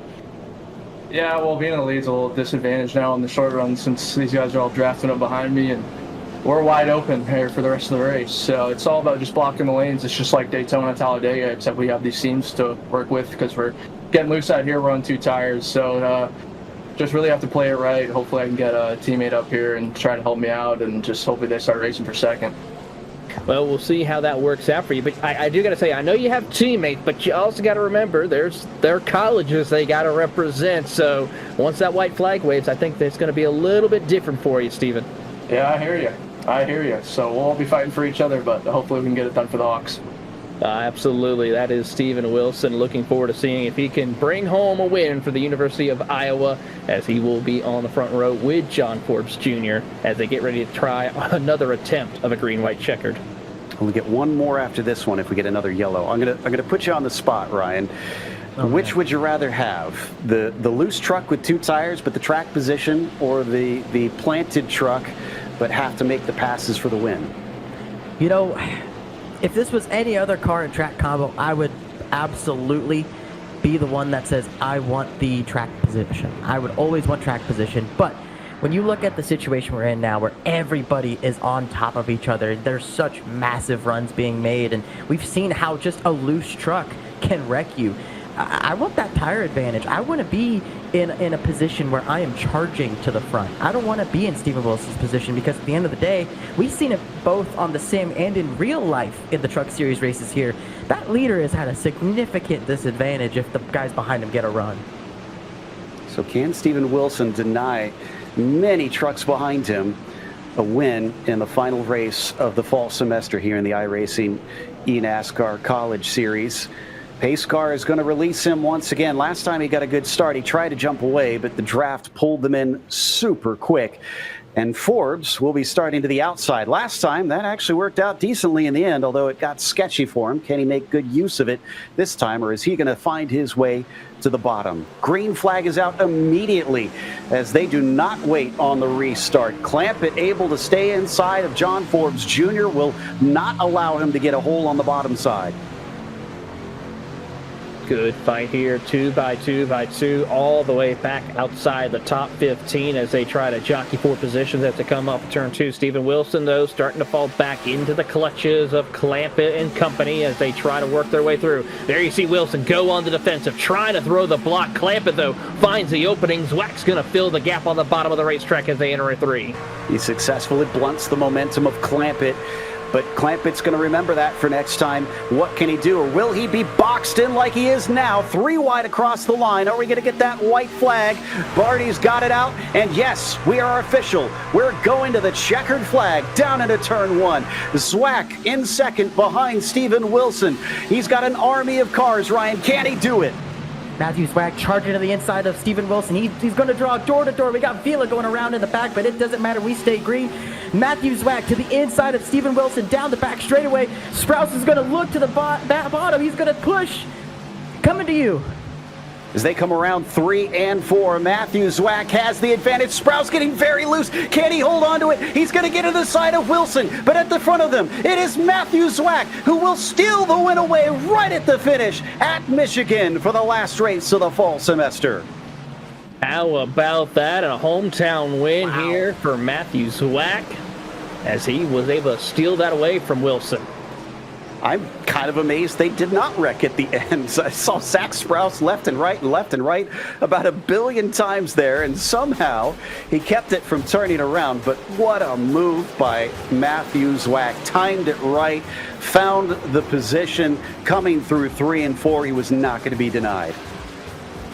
Not one bit. Matthew Zwack was very aggressive. He knew he had to get door to door with Steven Wilson there. That was going to be the only chance that he had to make a move, and he was able to pull it perfectly. He dove to the inside in 3 and 4, was able to draw even down the back, was able to pull that 3 and 4 dive like I mentioned, and well, it was game over from there. Matthew Zwack gets the win.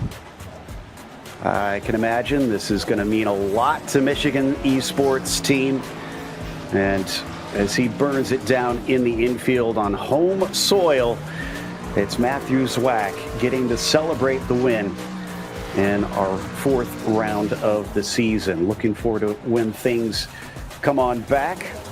Let's take another look at this finish here, Taylor. I mean, talk us through this, and actually, it looks like we're going to look at the.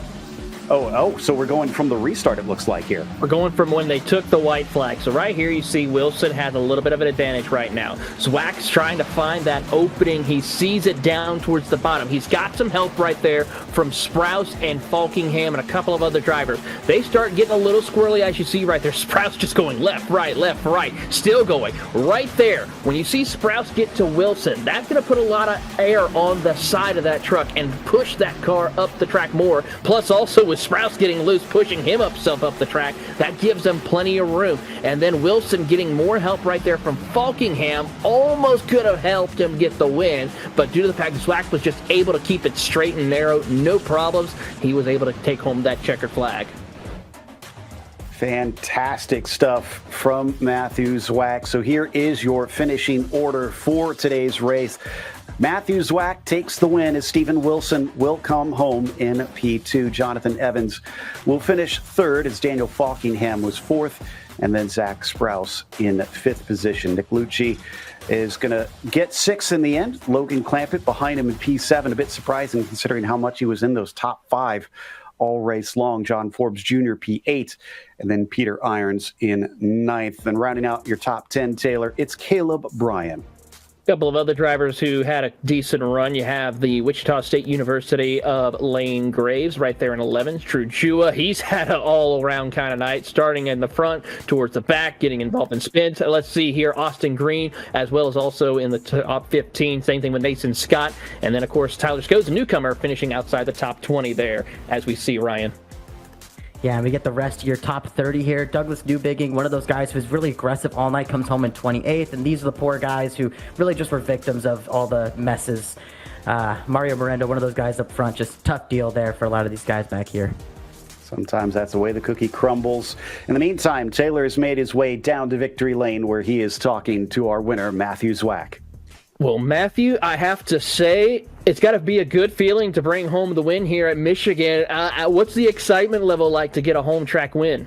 I mean, yeah, that was always the goal coming in here. I mean, I've been going here ever since I basically watched NASCAR, and I mean, this is it's funny and ironic enough my best track on the game. So I mean, this is circled on my calendar no matter what, whether it's the Coke Series or here. And I wanted to get a win here pretty bad. I was good last year, and I led a lot of the race, so I knew I could get it done. It was really, really sweet to get it.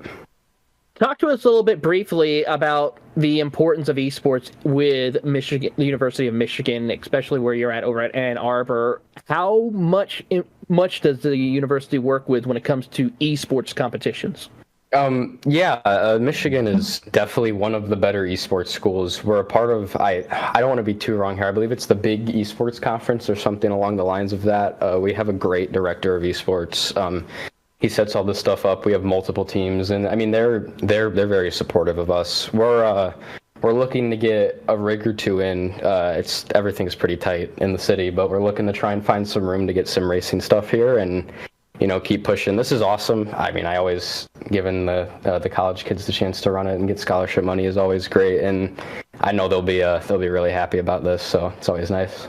Well, that is your race winner, Matthew Zwack, taking home the checker flag at the hometown of Michigan. Moving on, of course, we have Stephen Wilson. He is with Ryan Vargas. Stephen Wilson, I'll keep it short and sweet for you. You ran up front all night. You were making aggressive moves, and I could tell now you're relaxing with the dog in your lap, but man, that was an intense race. Tell us about that finish. Yeah, it was crazy there. I was making blocks on Clamp It there and just trying to pick the right line, and I blocked Zwack going into one, and I just didn't have the grip. We were entering pretty low there into one, and I just didn't have the grip to hold that line, and Zwack on forward had the grip. So slid up, didn't have a push down the back, and then it was just really trying to get all I could there. It was heck, or I don't know what was going on behind us. There was some stuff going on there, so almost getting wrecked over the entire last corner. But yeah, now we're going to chill, watch the Contender, and got my cheerleader here with me. Absolutely. Well, we hope you have a good, relaxing evening catching the Contender race, and thank you for taking time to chat with us. Yeah, thank you guys. Go Hawks. Send it back to Burris with, looks like I'm going to take over this one. So we got third place finisher here, Jonathan Evans here. Man, what a race there. You found yourself in position there late. It got chaotic, got crazy. What more did you need to try and at least give that last bit of push to contend for the win? Maybe a few extra laps there at the end. The WestCon Team EPI Toyota Tundra was just really quick today. I got caught up early on in the race in a little incident, and I thought, it was over for me, but restarted 8th on that last green, white, checkered, and just sent it, to be honest. And I can't believe it, P3. Hey, well, sometimes sending it pays off. P3 here tonight. Congratulations on the great run, and thank you for taking the time to chat with us. Oh, yeah, thank you, guys. I just want to get in a quick shout out to my good buddy. I made a lot of friends running this series, and I feel like I need to shout out Jack Clemens. It's his last college series race, and he's been in a lot of these races with me, and he's a great friend. So shout out to him. Oh, that's awesome. Thank you again for taking the time, and that's awesome for you to dedicate that to a good buddy of yours with Clemens. So, let's pass it on to Contender. Absolutely looking forward to that. Before that, though, let's take a look back at what happened with our race here at Michigan for the last 2024 race for the eNASCAR College iRacing Series. Taylor, we got pretty much what we expected out of Michigan, but that finish was fantastic. Just a great 2-lap sprint. Absolutely. We watch some of these drivers such as Steven Wilson having to slice and dice his way through chaos here as he worked his way up to the front of the field and found opportunities to take the fight to the field. But still, drivers had to negotiate the handling of these trucks. Newbigging, one of them who was having to work his way through the draft, a big player for a lot of these competitors, but we know how difficult it is with the handling of these trucks around the circuit. You got to be careful washing up, getting a little too tight, as well as also the reason why, because when you get a little too tight, the contact is bound to happen and getting loose, as we see Falkingham right there getting loose off turn 2. And there you see Miranda being an absolute show of the field, working his way around the circuit. Yeah, Sprouse also put on a show there for much of this race. And many trucks getting close to going up and over, getting a little bit of lift, but thankfully they stayed planted in the end. Zwack versus Sprouse towards the end of the race, but that wasn't meant to be. And for poor Witten, he just had a nightmare of a finish, getting smacked into the outside wall, not getting to fight for the win, which was then taken by Zwack. And man, fantastic stuff from Evans, coming through and getting third right at the end by 17 thousandths of a second to get himself a podium, passing 2 trucks on his way to do that out of the final corner, which was impressive. Not going to quite see the same heroics, I imagine, at Texas, especially in its modern format, but I know that you, Ryan, are very much looking forward to this one. This is apparently a happy hunting ground for you. Oh yeah, this is absolutely happy hunting ground. I got my first top 10 here, both in Xfinity and in the Truck Series, so this is a track that I feel very fond of, both in real life and on the sim. You know, you have a very technical turns 1 and 2, really flat, a lot of braking, a lot of rolling through the center, and then you got the high speed, very minimal lifting in 3 and 4, so it's going to make for some really interesting racing here tonight. Certainly, and Taylor, we've got a lot of drivers that know that this is it. This is the do or die time, and it's not as many as usual that are going to be on the outside of the cut line, with the top 30 making it through provisionally after this race. So, I mean, what do you think is going through their minds right now, preparing, getting ready to get on the grid, knowing that either after this race they're going to be in Contender or they won't, or excuse me, in the Coke Series or they won't? Well, I mean, for some drivers, the road to $100,000 for the winner is looking to be a prosperous one, that they will get to continue that journey. For some of these drivers are going to be able to cut short and unfortunately have to go back through the gauntlet again in 2025. Currently, right now, drivers who are inside the top 20, they're pretty much safe. It's from that 21st position back is where all the chaos and the jockeying for positions, and where every pass, every point will matter for each and every single one of them. And we have to remember that it's also about making a good impression as we check out the iRacing eNASCAR Contender Series up next.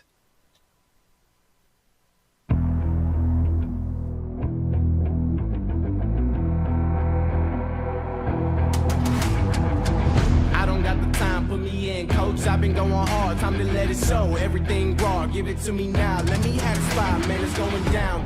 Day and night. There comes a time when your worlds will collide. Gotta get a win, I won't lose a game. This is my year, I ain't gonna break. Ain't got no time for me. I work too hard to get here. Ain't got no time for no fear. I work too hard to get here.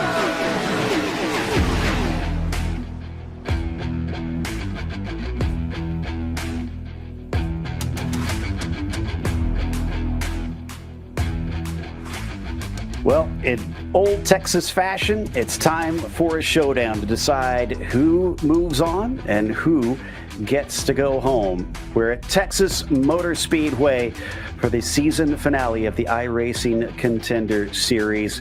And as I was saying, top 30 are eligible for being picked up by a team. So we might not have some of the drivers in that top 30 show up in the Coke Series. So you can still, like I said, Ryan, make a good impression on the teams that are watching and still find yourself getting a ride, even if you're not 20th or above.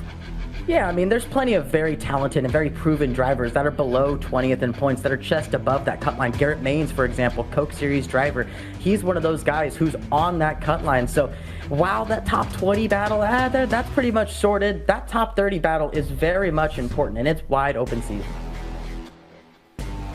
Let's take a look at what happened last time out when we were at Dover. It was quite the thriller. And there was some big incidents, which tends to happen at Dover, but also some good racing as drivers try to find the grip around that steep 1 mile banking. Biggest problems seem to be those exits of turns 2 and 4, as they always are at the Monster Mile, gobbling up a lot of cars. Impressive from the 27, though, managing to avoid a big wreck there on the front stretch, just about bouncing off of there. Huge hit for the number 5, though, unfortunately, which took him out. And one of the biggest problems here is, look, I mean, Taylor, no place to go in a lot of instances on the front straightaway. Miles, the monster, is absolutely hungry for competition. He will definitely gobble up each and every single one of these drivers. There you see Bumgarner, Jones getting collected up in the big one right here in the middle of turn 1 and 2. These cars, even though this track is fun to race on, it can be detrimental. And there you see one driver right there, Eddie Kerner, getting caught up in an incident. And Blake McCandless, one of the favorites, who is looking to try to work his way up through, not having the best of runs, but for one driver who struggled all season long, Connor Yerashat finally gets a win here in the Contender Series. That helped him propel a little further, gave him a little bit of a comfort boost in going into the final round of the eNASCAR Contender Series, as he is looking pretty confident going into tonight's race at Texas. Yeah, he had an awful start to the season. 100 laps here for this one at Texas Motor Speedway. Last of the season. Taylor Hurst really has been the talk of the series, as he has not only gotten 2 wins, but has been finishing up front the vast majority of the time. Meanwhile, let's take a look at what this track entails, Ryan. Oh yeah, we're here in the Lone Star State of Texas. We're out here at Texas Motor Speedway. It's a very interesting racetrack, 1.5 miles in length. Turns 1 and 2, only 20 degrees of banking, while turns 3 and 4 are 24 degrees. That may not sound like a big difference, but trust me, it is huge. The straightaways are banked only about 5 degrees, and the racetrack here opened in 1996. Last year's winner, Caden Honeycutt. Okay, so this time around, with the drivers already out on track, Caden not having to deal with that problem as he made the top 20 at the end of the past season. Let's go over the race analysis, though, here, Taylor. Absolutely. We're going to go a little bit further this time like we were compared to the College Series. 100 laps around the Texas Motor Speedway. Full course cautions, of course. Leary start zones are in play. And, of course, these drivers, they're going to have to pit at least once. We're probably going to see them try to plan it out about the halfway point, or unless cautions kind of makes a little bit of the planning to where we'll see some drivers call an audible. They have 3 sets of tires, which they're going to want to use every opportunity, but they got to be careful because pit road speed, 45 miles an hour. If we have a green flag pit stop sequence happening, this track here can be one of the most interesting pit entrances, I have to say. Ryan, I got to ask, when it comes down, you're coming at speeds of over 180 miles an hour, and you're having to come off turn 4, and it's right there. Absolutely. It's a very tight pit road, and it's going to catch a lot of guys off guard. And some of these guys here in that 21st to 30th position there, they don't want to be one of those guys caught off guard. We saw Logan Clampett earlier tonight in the College Series race running up front. He's hoping for a very similar night tonight. You see a lot of these guys who are just in that bubble. Garrett Maines, I mentioned him earlier, another Coke Series driver, trying to get back into the Coke Series. And if he just has himself a smooth night, finishes up front, he's going to be feeling good. Yeah, there's so many drivers that are still able to jump up into those top 30. That's going to make it a bit frantic out there for sure. as everybody's going to be fighting hard. And those up at the front, like we said, trying to make a good impression. And these are those drivers that are up in the front, because you could take home the win. And if you're not appealing to potential sponsors and things such as that, just like in real life, it's going to be harder to get a drive. So they want to show that they can represent well and race well here today.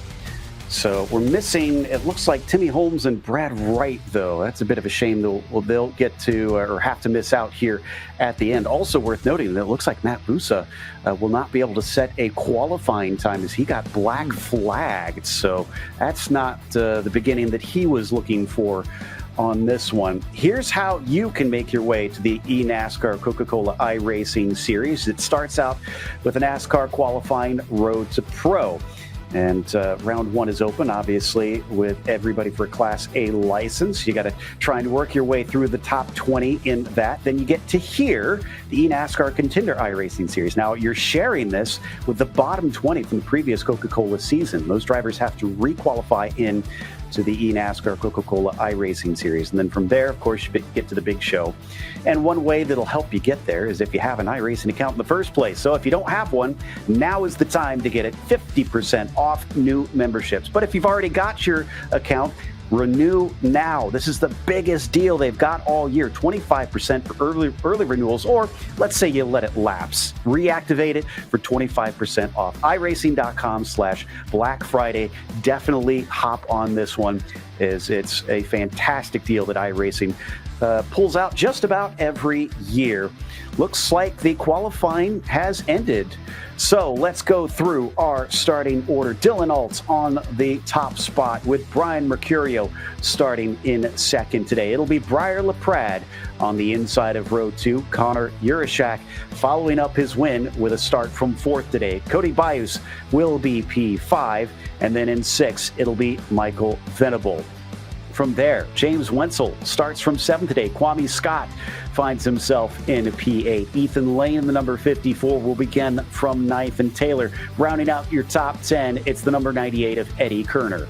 Moving on through the field, we saw Logan Clampett and Wyatt Tinsley. They were just over in the college series. They made the quick run down to Texas to get ready. Then you have Nate Stewart, Blaze Crawford in row 7. Ryan Luza, Texas native here, racing against Malik Ray in row number 8. And rounding out row 9, there you will see, of course, Ryan is Blake McCandless, and, of course, another winner this season, Taylor Hurst.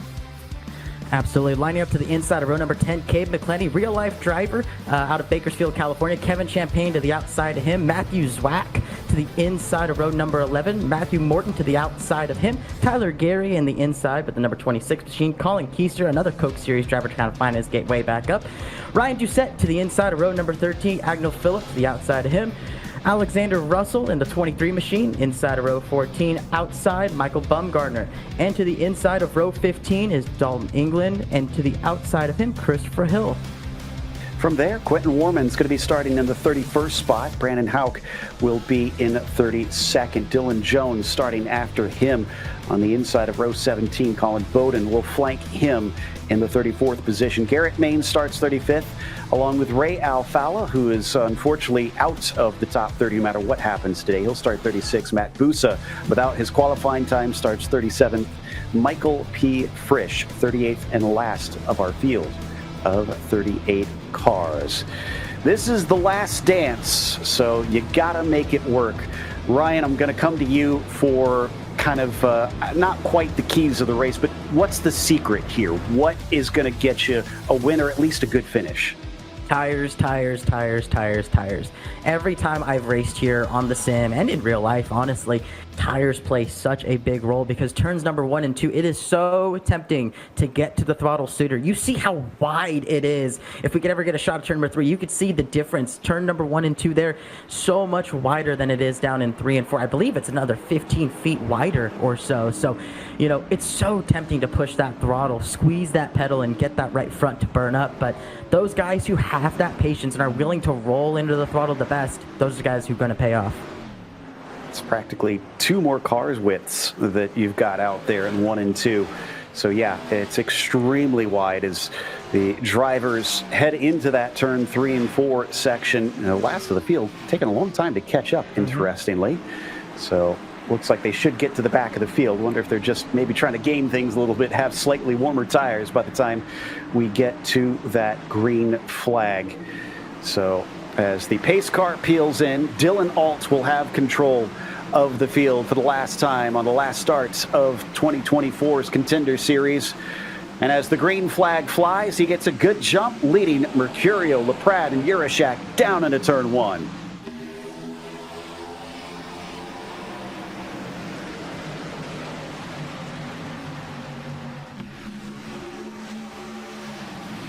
It's a high-speed circuit, so as they slowly get wound up, they're going to have to wind down immediately because we get a caution. Michael P. Frisch and Garrett Maines at the very back of the field collected before they even complete lap 1. It might be wide, Taylor, but not wide enough, apparently. Yeah, not a good way to kick off the opening lap for drivers like Garrett Maines and Michael P. Frisch. These two definitely were wanting to not have any mistake whatsoever, and unfortunately, that will change the entire outcome for them as they get themselves ready to go. It's going to be detrimental for them for sure. Looks like Garrett Maines may have gotten involved with Dylan Jones to bring this one out. We're going to check it out on the replay, see if we can untangle this. And it does look like something of a checkup at the back from what I could initially see. Let's see if the replay confirms that. Watch the 03. That's Dylan Jones. Oh, man, it looks like the 03 just gets loose on the inside, maybe clips the apron and checks up. Nowhere for Garrett Maines to go on that inside lane. Right there, you see a little bit of a stack. Garrett Maines checks up. Busa just avoids. Honestly, Matt Busa got out of that clean and pretty, while Michael P. Frisch, yeah, he's pretty safe, but, man, that's not the night you want. And I feel for Frisch because he look at him way up on the high side. He thought, this is perfect. I'm in the exact right place. Or no, excuse me, it was a 58 that was trying to go around the outside there and just gets collected in something that was definitely not his fault. We're hearing the 03 had a technical issue. So sounds like, Taylor, that this computer just not working at its optimum and maybe had a black screen or something. Well, just like in real racing, cars in the real world will have those small mechanical failures and issues, and just like here in this virtual world of racing, we ourselves with our computers, our screens, they can have those technical difficulties as well. That could be detrimental to you, and unfortunately for Jones, along with Maines and Frisch, it cost them dearly with how this all played out. So we slow down and wait for the restart pretty much immediately. 100 laps, like we said. So this one has a few more times around than what we saw earlier at Michigan with the college series. This is also a slightly different complexion because this is a lot of drivers that are very much on their way up, and some of them trying to prevent it from being on their way down. Sounds like we've got Vargas with one of our drivers. Vargas? Oh, yeah. It looks like this is with Colin Bowden. Yeah, it looks like we got Colin Bowden in here. Colin, a lot of chaos back there. I know you're kind of in the mix of it there, but what do you got to make of all this going on? That's par for the course, pretty much of the way this series has gone. I'm here for it. I don't know if we have a good piece or not. We still haven't turned a lap on the race set yet, but we've done that the last 2 weeks, and we're the fastest car on the long run. So if this race goes green, I'm probably about to come from 32nd and just dog all these boys right here.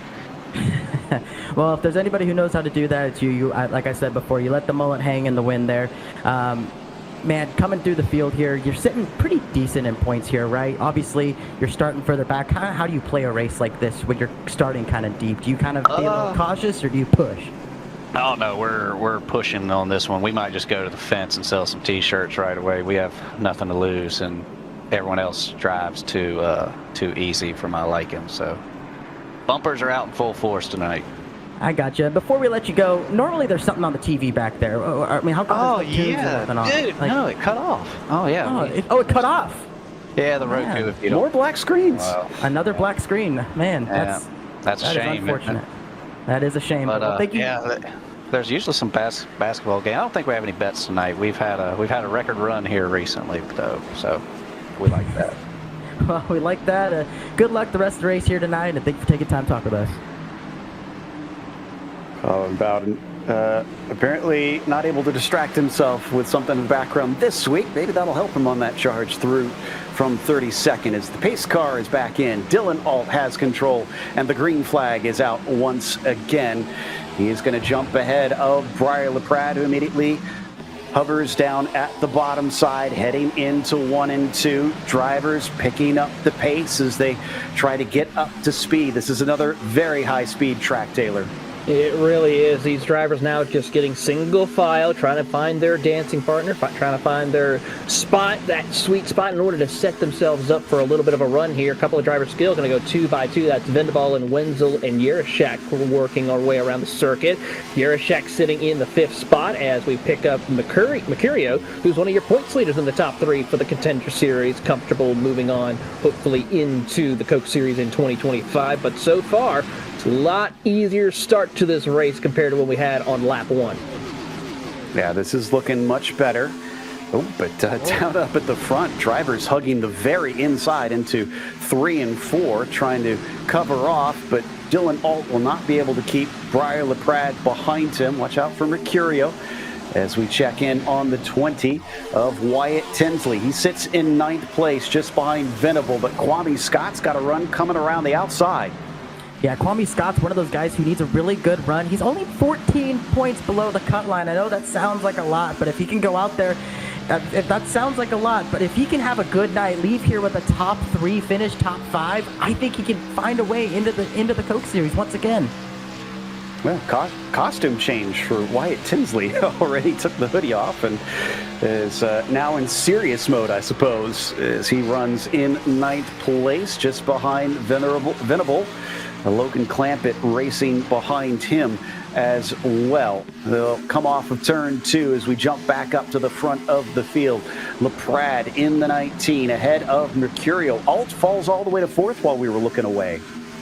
Yeah, everyone now with that big power move to the inside we saw LaPrade make on the driver of Dylan Alt. He is absolutely wanting to try to grab the bull by the horns here, no pun intended, and take this fight up to the front of the field and be the Pied Piper here tonight at Texas Motor Speedway. So far, everyone inside the top 5 just going to go single file, no pressure. A couple of battles further back, but so far as we watch here, Briar LaPrade and Mercurio ready to do battle, but also just realizing it's early. A lot can happen. They're just going to try to make sure they can take care of their equipment and be ready for the end. LaPrade looking good in the early stages of this race. Mercurio actually back to where he started, although Briar is up 2. Same thing with Cody Bius, who finds himself up 2 into P3. Keep an eye on Yerashak back there as we look off the top of LaPrade at the field behind him, because he came into this race in 23rd in points, Ryan. So Yerashak is in a bit of a better position. He's running in 5th. I mean, if you're Yerashak, do you still push hard, or do you try and just say, okay, let's hold position, the top 10 will do me good? I was going to say, he's feeling a bit, he's feeling comfortable, right? He was 26 points above that cut. Riding in that top 5 position here, I don't think you need to push it. There's no sense in risking it, diving it to the inside of a Dylan Alt, and say you get a little loose and wipe yourself out. Well, congratulations, you just pushed way too hard for nothing. So if I'm Connor Yerashak, I'm just hanging out, biding my time, keeping my tires underneath me, and let them come back to me. Let them burn their stuff up. Cody was showing his nose a little bit there through 3 and 4, so he's experimenting, see if he can do something on Brian Mercurio, but nothing serious quite yet. This is only on lap 12 now at this stage, so still a lot left to go. Maybe he's just taking in his own bit of information and biding his time in that number 27 machine. Very, very single file through the top part of the field. In fact, you have to go all the way down to, looks like about 17th before you get to anybody really side by side.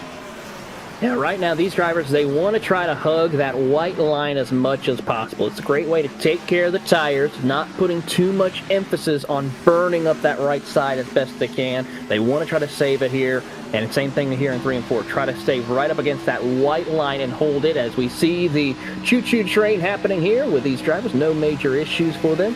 Just making sure they log laps and get to a certain point where maybe they feel better on a longer run, and then start working their way up through the field. Right now, Frisch is the caboose on this train all the way back in 38th. In fact, he's still trying to keep up with that field because he's completely dropped off. But you can see how single file it is up through the pack. Back to the 41 of Mercurio. Still hasn't been able to sneak by LaPrade, but he probably isn't in any hurry at this stage. So I expect we'll see more of this type of racing for some more time until we potentially get a caution or the tires start to run out. Ryan, do you have any idea? Is this going to be tire limited or is this going to be fuel limited? Well, if it goes green, it's definitely going to be, tire limited, but it's going to be tire limited by those who save the best, right? You know, Brian Mercurio, I've personally sim raced with him dozens of times here at Texas Motor Speedway, and the one thing that I know that he can do is save tires. What he's doing right now is just biding his time, riding behind Briar LaPrade, just keeping those front tires underneath him right now. As we get another shot right here at Logan Clampett, we saw him running up front in the College Series race, and cool as a cucumber, as usual. Always really calm in the race car there. He's just chilling right there, sitting in the 10th position. Solid night for him, just logging laps. Yeah, he doesn't need to push too hard right now. He's got Malik Ray just behind him. That's Wyatt Tinsley just in front as well. They'll now come on to lap 17 of this race. So now we're starting to get the momentum going. Yes, we had that early caution on lap 1, but that was a bit of a freak accident because of what sounds like a technical issue. So this is kind of more what we expect of these drivers, to really look at the big picture on this one. Meanwhile, the 27 of Cody Bayous, who we have mentioned has gained 2, still sits in that 3rd position ahead of Dylan Alt. Really the only one of a few that have gone backwards in the top 10, Taylor. Yeah, Cody Bias just making sure he can now just settle in. You don't want to push the envelope. He had a close couple of calls last time out at the Monster Mile last week at Dover, so he is probably just trying to settle in, not get involved in anything too crazy. He's sitting pretty decent in the points. He's got a little work to do if he wants to have that extra cushion, but so far he is just doing what he needs to do, logging laps, staying in a good contention as they work their way through. There you see James Wenzel thinking about looking to the inside of Yara Shack, but thinks better of it, as here comes Eddie Kerner, though, to the inside of James Wenzel. He wants to try to pick up a spot and move further up the running order. Meanwhile, back in 4th, Blaze Crawford is kind of on his lonesome. He's dropped off of Malik Ray by about half a second. Luza, though, not proving to be a threat quite yet. There you can see him in the M80, number 80 appropriately, just hovering behind. We'll ride on board, watching to see how this steering wheel looks. Is it going to be nice and smooth, Ryan?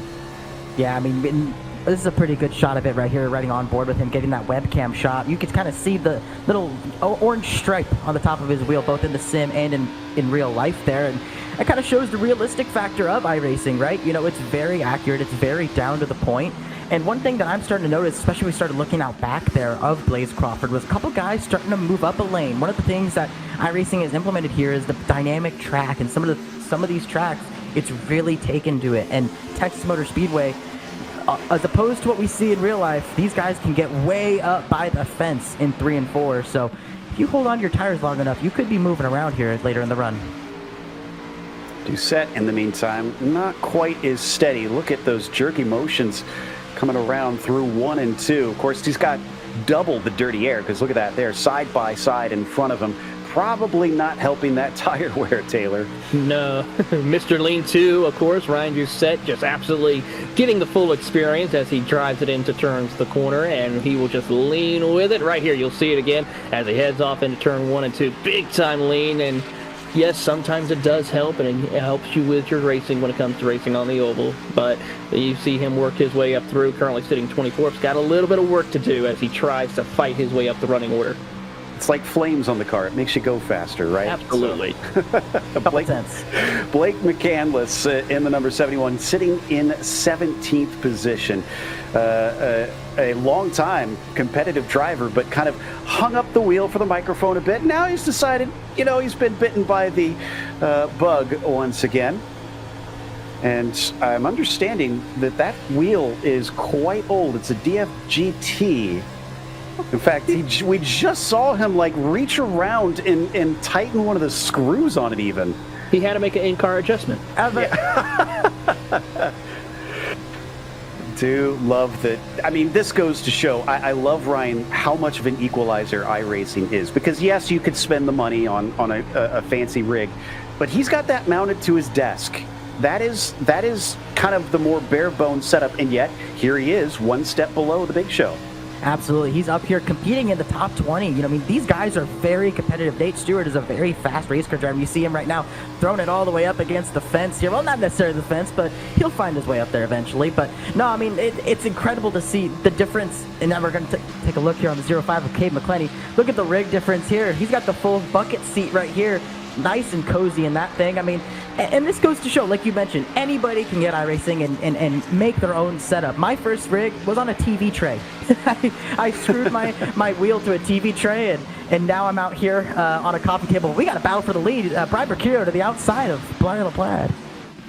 All right, so he's going to try and see if he can make this one stick. LaPrade has led most of this race. He's got it almost fully ahead. Can't quite cut down yet as the white and green of LaPrade finally leaves him enough of an opening. Instead, now the 19 might be under threat for second.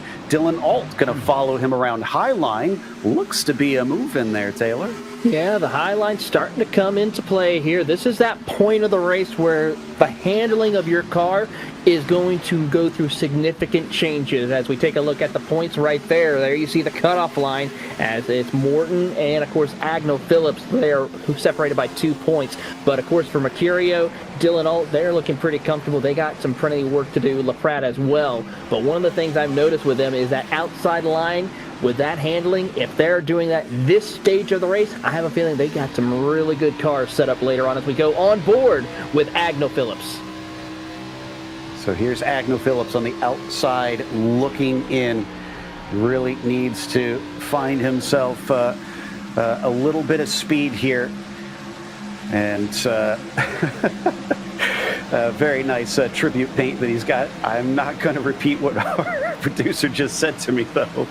But, yeah, nice little Dale Jr. homage on that number 94. Those are live points on the right-hand side. So this is going to be important for Agnell to try and start moving forward.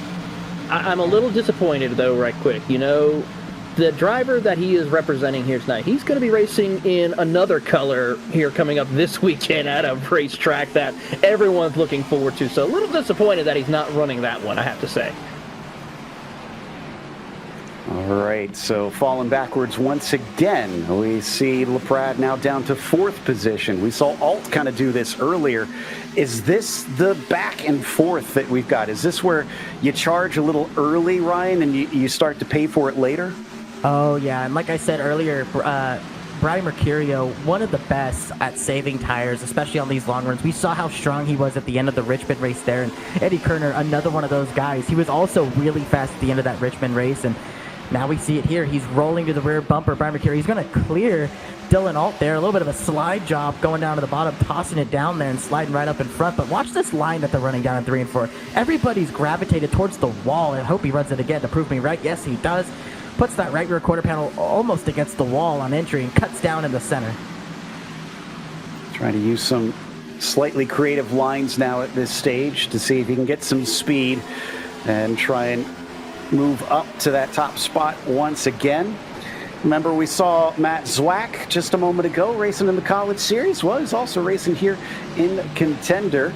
The driver from Monroe, Michigan, off of a win, is only sitting in 17th at the moment in that number 18. I know it says 199 on the hood, but he is driving the 18 today. Well, the reason why he's got that 199 is because a very famous driver with that number is working with him. Of course, the Nitro Circus and Travis Pastrana on the hood of that machine. So great to see Pastrana getting involved with sim racing as he has been. Of course, we see him in the off-road racing and still working hard in the eNASCAR side of things as well. Yeah, the real world is really taking notice of sim racing over the last 4 or 5 years. Obviously, COVID had some effect on that, with many real world racers discovering the joys of sim racing, but they've decided to stick around. And we've got some real world teams that are very much involved here as we check out Ryan Luza now in 11th as well. And he's in A bit of a mess here, not a complete schmozzle, but Logan Clamp to his low side. Colin Keister was to his high side a little bit. Now they'll get back to 2 wide. Keister's got to run as we ride on board with him. His momentum blunted behind the M80 machine. Yeah, you just see it right here, all the lines that these guys are choosing from. One of the beautiful things of the latest iRacing updates is that dynamic track, because we got a battle for the lead. Eddie Kerner diving to the inside of Brian Mercurio. He's proven to have the best long-run pace, and he's going to clear him. Easy does it, no problem whatsoever for Eddie Kerner. He's going to try and set sail here and try and fade into the distance. Seem to be a bit of a good luck charm for some drivers, as every time we throw to you, Ryan, they seem to be making passes up at the front. Eddie going way up to the high side, ripping the rim. And he is one of the few other drivers that has 2 wins this season. We mentioned that we had the, now I lost his name now, but we've had one other driver with 2 wins so far this season. But Eddie Kerner came in with back-to-back in round 2 and round 3. Can he make it a three-peat in this season? Yeah, Taylor Hurst was the other driver who took up 2 wins this year, along with a couple of other drivers. Yara Shack, of course, winning at the great track of Dover. And then, of course, we saw Luz come and steal one away as well. So we got some good heavy hitters here looking to try to cap off this Contender series. And one of the things, we were talking about it briefly there, Ryan, with the dynamic track. One of the things I have been so happy about here recently with the racing is we've been seeing, in the real world, drivers utilizing that rim riding around the outside lane. And we're now seeing it more and more happening here on iRacing, which is absolutely incredible. There you see once again Kerner going right up against the outside wall, following with Dylan, all while we see drivers like Mercurio stay stuck to the bottom. Yeah, and what the situation is there is Brian Mercurio, he's been doing this a long time, right? He knows that if he kind of keeps that car to the inside and just continues to roll that inside, he's probably going to protect that right front a little bit more. He may be one of those guys who may look at going a little bit longer in this run, maybe go a little bit off cycle, maybe push another lap or 2, not saying anything crazy, but having that extra bit of good in your tires, I cannot stress how important it is to have that little bit of goodie in there, because you get to the end of the run, I would assume a lot of these guys are going to try and split it in half. If you're a 10th off, it's going to be really difficult to hold up, Joe. It can be. Now, the other thing I do love about us getting these views of all the sim rigs is that these drivers all kind of have their own little way to set up their little rig room, whatever that might be, if it's their man cave, if it's their office, if it's their living room. And I got to say, Dalton England, wow, he's showing off the hardware in here. Oh, well, not only that, but you see he's got a certain champion on his shirt as well. But yeah, Dalton England racing, of course, in many forms of racing, whether it be karting, even in other forms of dirt racing, whether it be in the midget or micro machine. So really great effort, and he is putting on a fight right now. He's got some work to do in 30th, but great to see he's utilizing both real world and virtual world to benefit his racing. Meanwhile, over to the 24 here. Up in 5th place, Yurashak has not been able to move forward, but we said he doesn't necessarily want to. He tried on the Pratt and then got rebuffed, so he's going to back down, not wanting to push the issue. So he's outside, that's James Wenzel, who goes high, tries to carry the speed and get the shot off of turn 2. He's going to approach the back of the 24. But doesn't have enough speed. In the meantime, you can see kind of the progress of each of our drivers. Kerner with an impressive 9 up to lead this race. That's harder to do at the sharp end of the field. But Keister gained 13 so far. Biggest mover by far.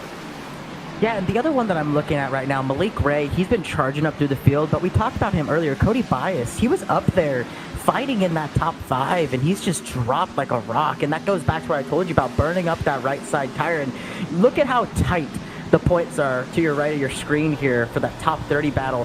The 94 of Agdal Phillip and the 95 of, it's just chaos over there. These guys are going back and forth. Michael Venable, again, they just flipped right there. That's how tight it is. Oh man, it is an absolute dogfight to try and make that top 30. And that's Venable in that 95 that is now 1 under the cut line. He's lost 10 positions. This is not going his way.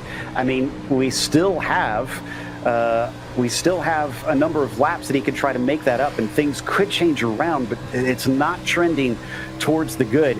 I kind of am curious. Oh, and speaking of which, it's going to change right now. We get our second caution of the day. Somebody through the quad oval winds up into the safer barrier, and in fact, that's Venable. That's Venable. No. That is Venable. Oh, disaster. I said it wasn't going well, and that was now an understatement if there ever was one, as he smacks it pretty hard coming off of turn 4. Looks like the car's able to get going, but who knows what state it's in. That's some significant damage there to his car, suspension damage possibly as well. It's going to need some love and care. He was just under the cut line. Now he's really under the cut line. Venable's got some work to do. I would think that we're going to see pretty much everybody into pit lane. This seems like a pretty slam dunk strategy decision. Yeah, I mean, this is pretty much going to split it right in half, right? I mean, yeah, we're a couple laps short of halfway here, but if you're one of those guys who are up front, you're just chilling, you're pretty good at saving your tires like a Briar LaPrade, you know, you're sitting up there, a Brian Mercurio especially, you got to come. You got to come down pit road this time. There's no ifs, ands, or buts about it. This is that point in the race where you got to come down, get those tires, and set yourself up for that long run to the finish. Especially if we do get that long run, because from the way the first half of the race looked, it seems to be trending towards it being mostly green flag racing. Now, when the nerves start to ratchet up and there's so much more on the line at the very end, we could definitely get some cautions as drivers will take some risks, but these are very, very excellent drivers, so you never know. For now, let's see what happens. McCandless kind of in the thick of things. I think he managed to avoid it, so let's see what happens in the 95. Right here, he'll come across the nose of Taylor Hurst. McCandless goes through the grass to avoid any incident, but unfortunately, it was a close call for McCandless, as he's right there in that danger zone in a sense. One bad move and he could be on the outside looking in as well. Right there, makes the hard move to go to the grass, and thankfully, no significant issues. He makes it through, and he will gain even a couple of spots after that. That's where I hope that Blake was saving those pipes in case he doesn't manage to get a ride this year. Don't want that voice to go out. I'm sure he was shouting as he was trying to avoid that incident.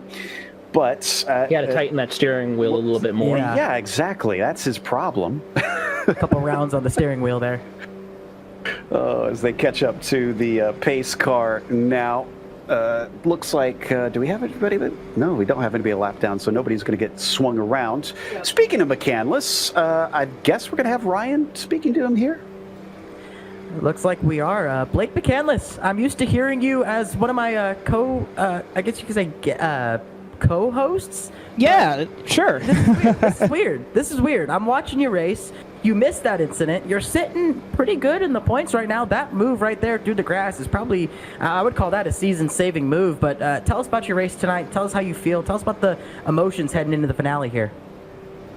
Yeah, that was, thank you, Drew. That was a great call from Graham Bolin. I kind of saw it happening. I knew Michael was going to be a little bit desperate because he's right on the point cutoff, and luckily Graham saw it too. So he just told me to go low, and thankfully we don't destroy splitters here. So feeling really good. We dropped back early in that run. The top's kind of working in, which is what I really like to run here. So I think it's playing in our favor. But we just got to be smart, manage ourselves, have a win's not going to really mean much here. We just need to get to the finish, and who knows, maybe I'll be swapping this old headset for a steering wheel next year. Who knows? Heck yeah. Well, wish you best of luck here tonight. It's been fun to follow along with you, and hope you have a good one to end this one out. All right. Thanks, Ryan, and thanks to everybody at NFR. We got a rocket piece, and we'll try to do something with it. Proving he's not just a pretty voice. He can also wheel a car. So Blake McCandless is currently, he came into this race above the 30 marker, but I don't know where he is right now. We'll check on that a little later once we see where the live points have switched to. In the meantime, we're going to let this start to sort itself out with Eddie Kerner once again leading the way, looking to be the only three-time winner this season in the Contender Series. Green flag is out. He'll jump ahead of Dylan Alt. Eddie's going to be one to look for if he gets a ride, and I get the feeling based on his performances, he's highly likely to get a ride this season. Certainly is the case. The North Force Racing Group has been absolutely phenomenal with their performance all season long in the Contender Series. As we go a little further back to see Bias, Clampett, Ray, Luza, Tinsley, and Keister all just jockeying around a hornet's nest, starting to build up here amongst the drivers inside the top 10 as we go on board with Colin Keister, who's trying to get through the gateway of a top 10 run. Yeah, look at them spread out there now that they've got those fresh tires. We're seeing them try a number of different lines here. Most of them low, though, coming down through 1 and 2. Definitely went to more extremes at the end of the last run, some going all the way up to the outside, some down at the bottom. But it is Eddie Kerner who continues to lead the way while the mid-pack tries to get themselves single file like they were in the first 10 laps of the initial start to this race. Yeah, and one of those guys that I'm having my eyes on here, especially on this restart, Malik Ray, he's been very aggressive on this restart. He was one of those guys in that previous run there. We went about, 42-ish laps, and he was finding pace late in the run as those tires wore out. And now that he has track position, that's pretty scary if I'm some of these guys up front. So I'm kind of keeping my eye on Malik Ray as we see a couple cars back there. Looks like Logan Clampett goes a bit wide. Man, bit of shuffling further back through there. Ooh, some of them even look like they chopped through the grass a little bit there on the front straightaway. They were definitely pinched down, and some of that racing at the back of the pack. It is not separated at all. This caution has definitely thrown the cat amongst the pigeons, but now the front's pretty well sorted. It's just that back of the field that is trying to make up, and I'm not too shocked, Taylor, because it seems like now we're seeing that anxiety about being low in the points starting to surface with some of these drivers. For those who are on that bubble spot, yes, that anxiety is starting to build here as we ride on board with Wilmington, North Carolina's very own Ethan Lane, who is one of those drivers in and around the bubble area. He's got to be careful with how he plays his card here as he's trying to deal with the driver of the number 23 machine of Russell as he's trying to work his way further up the running order. Now coming up to the back bumper of Tyler Gary to try to make him pass to get an extra point there, which would help him to work his way and try to be in the top 30. And just behind him is the 94 Agno Phillip we were talking about before with that awesome Dale Jr. paint. By the way, I couldn't repeat what our producer said because he was just kind of saying how much he really loves Dale Jr. being involved with iRacing and all that he's done to help this sport. So we all heap high praise on Dale Jr. Very humble guy from the stories. I haven't got to meet him in person, but some of my friends who work at iRacing have talked about how just low-key he is. So love that it just seems very down to earth, and it makes sense that he's stayed involved in sim racing all the way now past his real-world career. Oh yeah, I mean former Coke Series driver, right? He competed in the Coke Series all the way back in its initial season, I guess you could say. But got a bit of a strawberry paint scheme here for Quentin Warman here, rolling that top side lane. I think for the festive spirit. I was gonna say that thing looks sweet. Very cool, honestly, and he is trying to take that 84 a little bit up the field because he's only sitting 18th right now, and like we said, you can see a lot of two-wide racing. Well, that has changed up front as well. We're starting to go two-wide racing up here as on top of things as Jurashak is getting involved in it. Look at him on the high side trying to follow with Dylan Alt in the 42. A real good run here as Alt will try to get the outside run with the big momentum, and he will clear Eddie Kerner just barely. He does off turn number 2. Yarashak tries to follow suit right now as those two try to work with the big momentum on the outside. Here we ride on board with Taylor Hurst.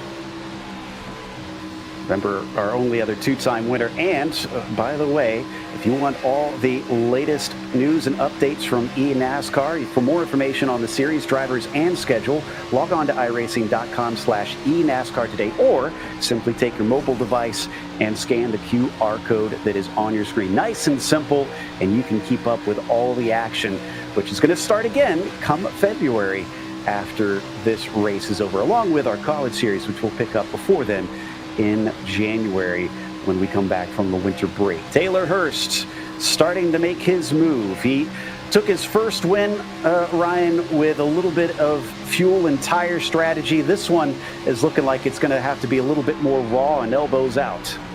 Yeah, we saw Taylor Hurst actually involved in that previous incident here. Luckily, it doesn't appear that there's any damage. He's still making his way through the field. And, if I'm looking at Dylan Alt right now, Connor Urashak, and seeing that Eddie Kerner and Brian Mercurio just let you by, I think that kind of tells you a little bit how they're playing this bit of a run. They're saying, all right, you guys go ahead, have fun, go lead your laps, go fight up front. We'll see you in about 20 or 30. Urashak looking like he wants this win, though. He's up to P2 now. He's followed Dylan Alt around the outside up to this position. Eddie Kerner sliding into fourth in this group as well.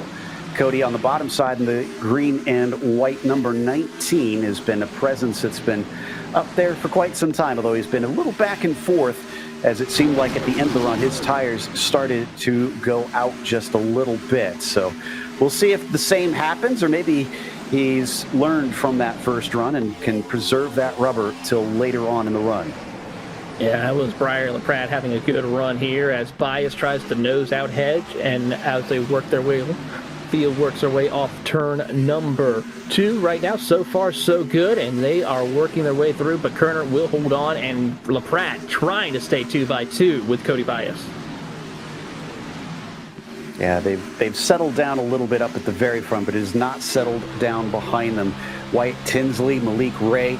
Malik, let's not forget about what happened at Darlington.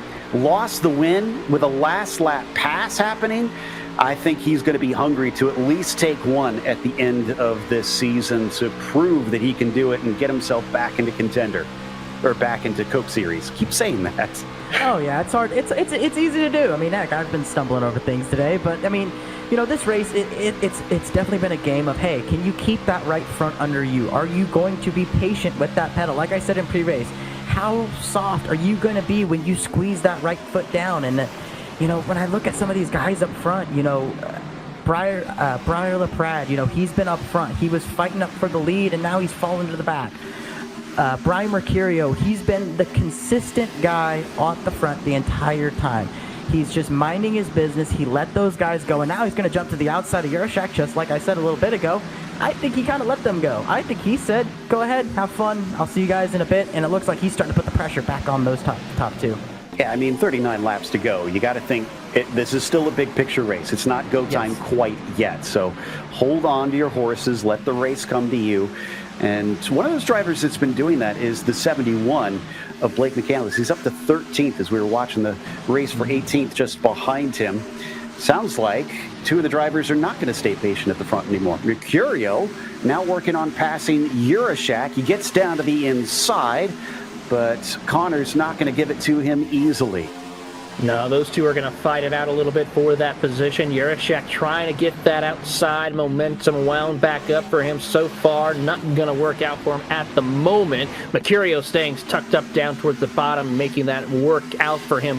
Kind of pushing him up the track a little bit, trying to put some air on that car to keep him right there side by side. Eddie Kerner watches on in the catbird seat, ready to make a move. Taking off yet another lap here. The complexion of the race beginning to change a little bit. We're starting to see these moves happen. Drivers try to do things, especially those that maybe have nothing to lose out here, that are trying to get themselves into the top 30. They're at the back. Maybe they can be a little bit more aggressive. Those that know that they're practically locked in up at the front, they can try to take the win. Nothing left to do but to try and make your presence known to potential sponsors out there today. So all kinds of conflicting interests and motivations on the track right now. Yeah, absolutely. I mean, Brian Mercurio, Eddie Kerner, those 2 guys have been at the front of the field all season long. They've been a consistent threat every single race. Yeah, but then you have a guy like Connor Urashak who, yes, he won the race at Dover last time out, and arguably, he must be feeling a little bit comfortable. He's a good chunk of points ahead of that cut. But at the same time, you are kind of thinking long-term here. Like we said, there's 36 laps to go in this race. How hard are you going to push? Are you going to risk burning your tires up, getting swallowed up by the field, and potentially putting yourself in a position where you could be vulnerable?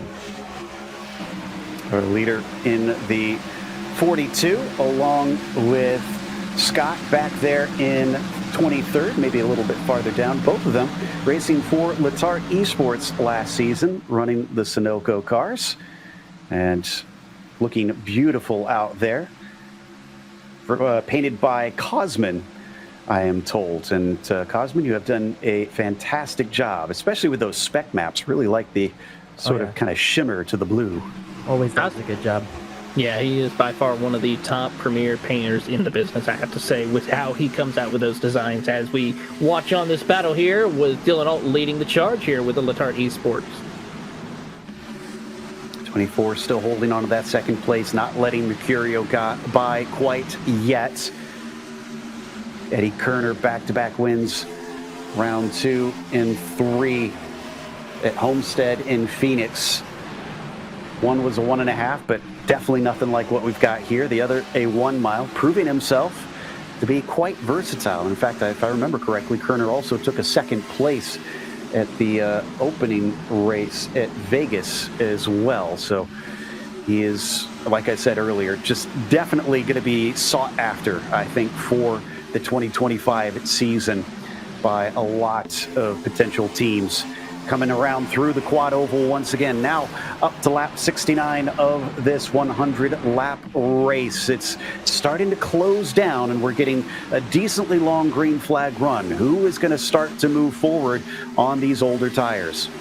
Yeah, Eddie Kerner here now making a move on Brian Mercurio. He's just going to take that spot. Brian Mercurio, I don't even think he had to take it. I think Brian just let him have it right there as well. I think he's just saying, you know what, I'm going to keep riding where I'm at. I like where I'm at. I like the feeling that I have as we see a whole gaggle of cars further back here. But, you know, watching Euroshack up front, he was definitely missing the bottom in both ends of the racetrack. Turns 1 and 2, he couldn't get to the bottom, couldn't get that car rotated. Same thing in 3 and 4. He's about, I'd say, about 2 feet off that yellow line. So definitely tough to get that car turned, especially with burning off that right front. Just ahead of this is the 36 of Kwame Scott. He's down 15 from the start of this race. He's got to start moving his way forward. And you need to start moving your way towards the Black Friday sale as well. If you haven't bought it yet, if you haven't gotten the hint, this is the absolute best time to take advantage of it. Big moment there for the number 32 of Dalton, England. Thankfully saved it as banged doors a little bit down into turn 1. Yeah, a little bit close for comfort for some of them as we see the driver, the number 97 machine, as well as Jones battling it out right there as Bumgardner tries to make it work. Christopher Hill also, and he will get that move as we ride on board with Tyler Gary. The Palm Beach, Florida native is really trying to make sure he can be careful with all the chaos. And here's a look at the points update. And Matthew Morton, and of course the 12 machine of Garrett Maines right there. 1 point separates the two. Oh, so tight. It's going to come right down to it. If you didn't think that every position matters, this goes to show every position matters today. You can't rest on your laurels. Tyler Gary with a shoot off of turn 4. Gets the momentum, but just not quite enough speed to get fully past Hill. Yeah, now we're going to look at Garrett Maines here in that 12 machine. He's that car right there. He's that number 12 spot right there. 1 spot, 1 point below. And he's got the 5 car. The 5 car that is that 1 point that he needs to basically maintain. That 5 car is putting the pressure on him to continue building that gap. But Garrett Maines, he's a Coke Series driver. He's raced at the top level. And he is fighting for all he's got to try and make sure that he maintains. Matthew Morton, is getting a nice little push there, or giving a push rather, as he now goes down to the inside. And he might actually get himself another one here. Nah, can't quite get by Garrett Maines. They also have drop weeks in this one, so if you did have a bad round, that one won't hurt you as much. But if you've had consistent bad rounds, that's when you're feeling the pain. Absolutely. Meanwhile, one driver who hasn't had any bad luck pretty much for the most part is Eddie Kerner. He is, though, under significant pressure from Alt Yereshak. One of those drivers who needs to have a good run here tonight is Connor Yereshak. Was one of the top runners in the qualifying series with the truck. This year, Yereshak been mostly on the front row for qualifying, but always struggled to have major complications until he got the win finally at Dover. And he is now on the big momentum to try and have a shot of competing in the eNASCAR Coca-Cola iRacing Series in 2025. He is one of those that has come in. He's not been demoted down from the Coke Series back in 24. So he's on the rise, and that's been very evident this all season long. Dylan Alt sitting in second behind Kerner, sees two noses trying to find a way around Urashak and Mercurio. But for now, Dylan Alt holds P2, which both of them were fighting for not long ago. So nice job from Dylan to pick both their pockets there. Yeah, absolutely. And you look at Brian Mercurio there. I said it about 18 laps ago that he let those guys go, saying, all right, I'll see y'all in 20. Well, we're coming up on 20 laps here, and it looks like Brian Mercurio is starting to pick those guys off one by one. And he's already picked off Urashak. He's going to try and set his sights on Dylan Alt. But in the middle of all of that, Eddie Kerner has set his sights. Yes, he has about a 2/10 advantage. That's probably the biggest lead we've seen all night long. But, man, if you're Eddie Kerner, you're feeling pretty comfortable in that position.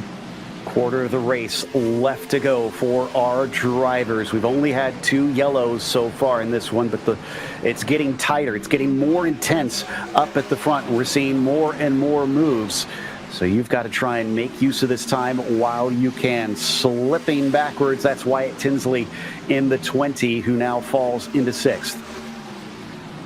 Field now works their way off turn number 4. But LaPrat tries to show the nose to the inside of Mercurio. Slides back in the line. There you see behind, you see the drivers of Malik Ray battling with Blaze Crawford, who's having a great run here tonight at Texas Motor Speedway. Taylor Hurst drops back quite a bit, but right now Kerner just hitting his marks. And there you see McCandless being high, wide, and handsome, though, Ryan. He is really putting on a stellar drive right there, but still, no one is willing to pull the trigger just yet. You see them now trying to work that outside line, though. Yeah, absolutely. I mean, Wyatt Tinsley, he's always been one of those guys who, it's maybe the young driver in him, but he's always one that's gonna push the issue. He's always gonna push as hard as he can, and we're at that 20 to go mark, coming to it, I should say, and he's probably thinking, you know what, this is my time. This is where I need to start making up that ground. So I would look for Wyatt Tinsley, especially later in this run, to start making his way towards the front.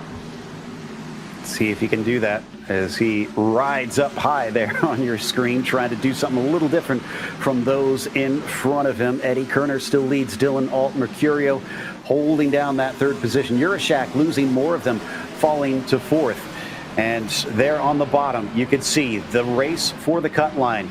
The right-hand side of your screen is going to be the cars that are in position to be in or out. That red line demarcates who is in above, who is out below. Right now, the 43 is your last one to be eligible for a ride come 2025. That's James Wenzel. Yeah, right now he sits 20th, and he's having a couple of close calls right now, and he is dropping back a little bit, closing into the clutches. And right there, when you saw when they come across the line, how quickly the points change for some drivers. They have a lot to do. Every pass matters, and Wenzel, he's got to be careful with all the chaos that's in front of him. 4 wide off turn 2.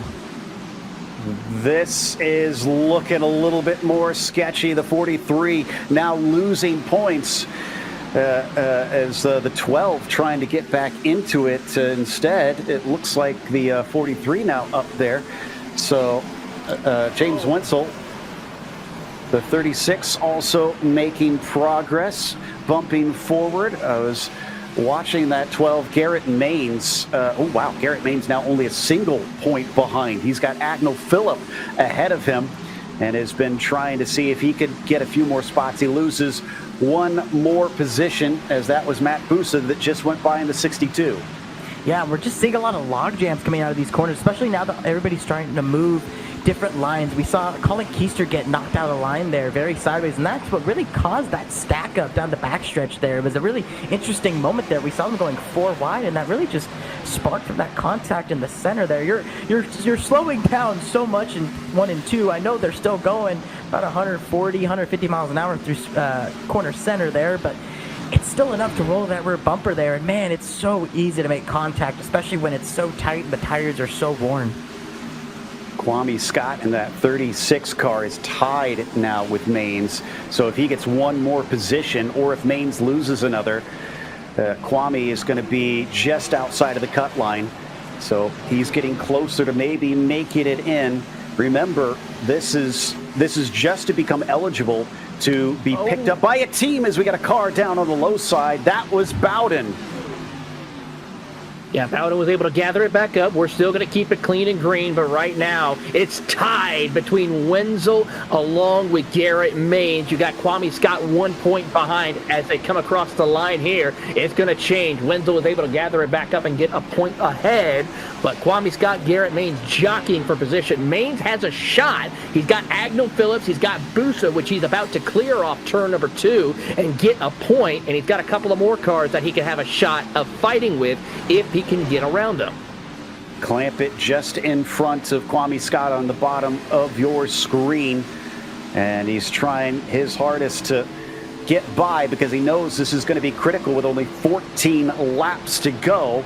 But it seems he's struggling now that he's caught up to him. We always say, Ryan, it's one thing to catch, it's another to pass.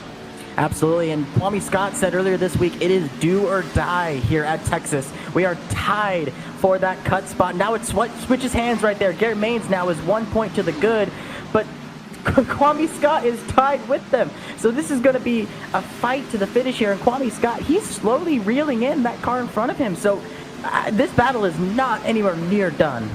It is ever in flux. Now we're watching James Wenzel here, and you can see how many cars could be ahead, could be behind at any given moment. He's going to go way around the outside, 3 wide as the 67 nearly drifts in to the middle. They are going to get away with it, and Wenzel now up into 21st. He is in above the cut line. They are tied, and he's going to try to get another spot off turn number 4. That could be a big help for him as they come across the line. We'll see as the points update for him, but it is going to be an absolute dogfight. 12 laps to go for your leaders as well as for the battle at the cutoff. Wenzel has a couple of cars ahead of him. He can maybe have a shot. He's got to dig in deep if he wants this opportunity. As much as each of these drivers would love to have this fight be in their own hands, some of this is definitely out of it.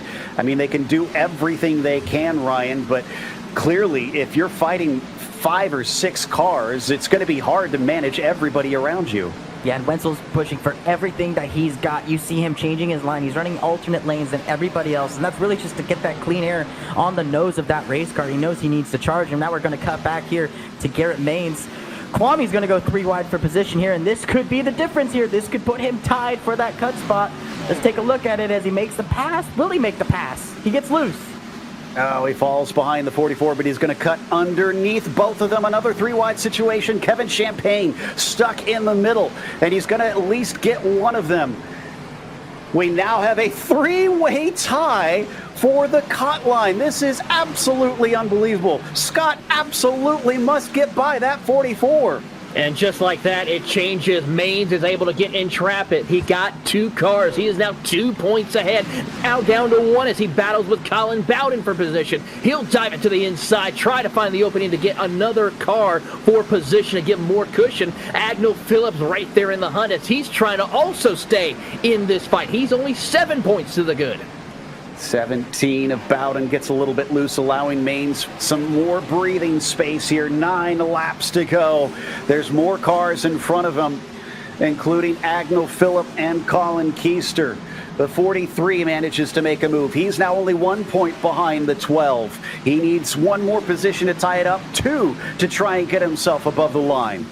James Wenzel is pushing as hard as he can, but he has that 33 who has 2 wins on the season, beating that rear bumper, and now now they're side by side behind him. So now Wenzel's thinking, this is perfect. Now that they're fighting behind me, I can focus forward and push.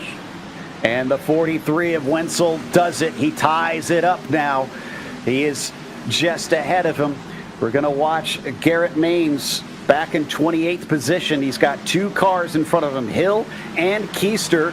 He's going to go all the way up to the high side, and he's got a little help from behind, it looks like. That is, trying to make out who that was. That's Colin Bowden, I think. That was Matt Busa behind him, giving him a little bit of a push as they work their way around, and he sends it to the inside of Chris Hill and Colin Keister. He's got Agnell Phillips still ahead of him. He's now got a 1-point advantage as they come off a turn 2. 7 laps to go. The clock is ticking. There's so much that could happen in just a short amount of time. The 12 ahead of a lot of cars that look like they're threatening to overtake him.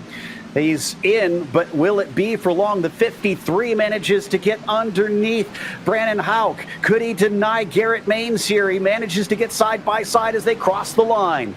They're tied again as they come through the middle of turn 3 and 4 right now. Matt Busa running that high side as Houck, a Ryko teammate, trying to race with his teammate of Garrett Maines. I know we haven't shown the leaders, but for those wondering, Kerner is still leading this race. Our concern is back here to see who can manage to make it above the cut. Three-way tie once again. The 43, the 12, and the 36, nothing between them. Garrett Maines is pushing for all he's got. You saw him get loose off of turn number 4 there. He is driving the wheels off that race car, going all the way to the wall. And you see Matt Busa back there going all the way against the wall. It is an absolute dogfight further back here in the field. Maines a little slow down the back stretch as Busa catches up to him. Meanwhile, with Wenzel here up in 20th position, he's got Baumgartner behind as well as Ethan Lane down below the 54. Will he get overtaken? Will this make the difference and break the tie amongst them? It does briefly, but he's not fully past. He falls behind him. Now the 54 on the low side doesn't have the speed, and there goes James into 19th. James Wenzel finds that opening, and he has now a 1-point advantage. Ethan Lane, though, gets back on the attack as they come through. Kwame Scott, though, he's also in the hunt. He's got a couple of cars. He's working his way up to Cody Bias inside the top 15. If Scott makes a pass, that'll tie him for that 30th spot. There it is right there. He's not completely done with it yet. 3 laps to go now. This is up in the air completely until we get to that checkered flag. Guys, looking at the lap times right now on my other screen here, Kwame Scott is one of the fastest cars on the racetrack. He is matching Eddie Kerner's lap times while in traffic. So Kwame Scott is putting on an absolute charge here. Do or die for Kwame Scott. The two you have on your screen are the tied drivers. Wenzel on the top, Scott on the bottom. We've got 2 laps to go here in a moment as Eddie Kerner is going to be taking the white flag in just about a lap and a half's time. So now we've got Wenzel on the right-hand side, Scott on the left-hand side of your screen. 2 to go now. This is coming down to the wire, and right here, Kwame Scott gets a great run. He'll send it into the inside of Matthew Zwack. He's also got another car ahead of him. That's Quentin Warman compared to Wenzel, who's trying to catch up to Nate Stewart to get that extra point. So these 2 drivers right here have opportunities side by side, both of them going to pick up a spot. Will it remain tied? Wenzel gets ahead of Stewart. Let's see how the points update as they come out of turn number 4, and Kwame tries to edge out ahead of Matthew Zwack across the line. It's still going to be tied. And trouble for Eddie Kerner. Nope, that's the win. It says 3 to go. We've finished the race. Our timing has not been updating, and your winner is going to be Eddie Kerner. Behind him, it was tied at the finish. I'm not even sure what the tiebreaker is in this situation. And if they wound up in that same points position after all is said and done, we'll try to get some confirmation from behind the scenes on the rules on this one. Almost unseen territory in this. Eddie Kerner, your victor here today, becoming the only driver to win 3 times. And Kwame Scott broke the tie right at the end. The 36, by the smallest of margins, is eligible to compete in the 2025 Coca-Cola iRacing Series. Kwame Scott made the pass on Matthew Zwack off of turn number 4 and beat him to the start-finish line by 5/1000ths of a second. 5/1000ths of a second was the difference for Kwame Scott in making the Coke Series, or at least making his eligibility to be in the Coke Series. He gets it done here tonight and cracks the top 30. Wow, burning it down up on the front straightaway is Eddie Kerner, who, as I said, has just been a dominant force so far this season. Logan Clampett is provisionally in, along with Gary and many others, after just an incredible race today. There you can see the congratulations. Now we're going to get the burnout here from the 98 on the quad oval here at Texas. A well-earned victory celebration for Eddie.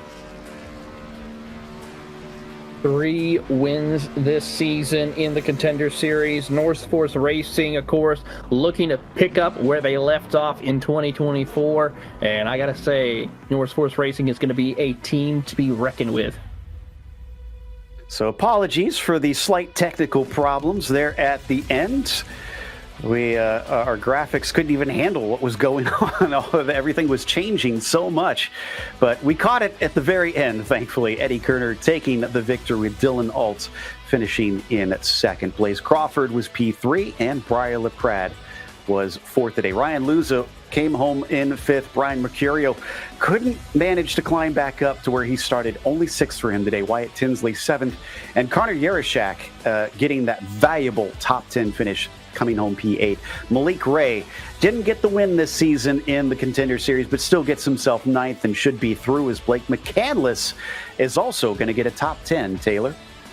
Absolutely. A rookie driver, Quentin Warman, also a great season. He'll finish in 11th, looking forward to moving on to the top 30. Kwame Scott, absolutely stellar drive, getting around Matthew Zwack, Cody Bias, Logan Clampy, your top 15. Ryan Doucette, Kevin Champagne, Alexander Russell, and James Wenzel, the first driver on the outside, looking in 19th. Ethan Lane, your top 20. Looking at your 21st through 30th place drivers, Michael Bumgarner, one of those guys who was in that mid-pack all night, rounds up 21st. Taylor Hurst, one of the other dominant drivers this season, quiet night for him in P22. Matthew Morton, 23rd. Nate Stewart, 24th. Agnell Phillip in 25th. Christopher Hill in 26th. Brandon Hawk, 27th. Garrett Maines, one of those guys who was on that bubble, P28. Cade McClenny, 29th. Matt Busa, P30.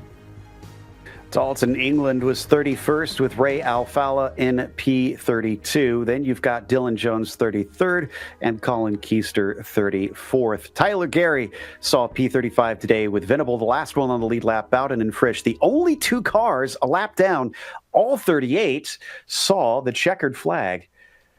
In the meantime, I think Taylor Burris is going to be catching up with our winner, Eddie Kerner.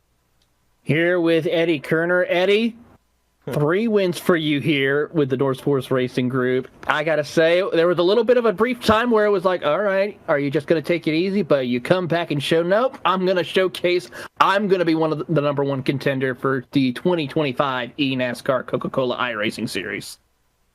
Yeah, we had a good start to the season, and I just love mile and a halfs, man. That's where that's my bread and butter. The last couple of races, I didn't queue at all at Richmond and Darlington, and it was hard coming through. But here I was able to kind of qualify up towards the front and had a ripper of a setup thanks to Jared and everyone at North Source, Daniel Botafuco and Femi on my box. And just thank you to so many people to come out as champion. And after the last 2 tries at this, not even getting to the last race with it meaning anything, to come into here and win a championship is...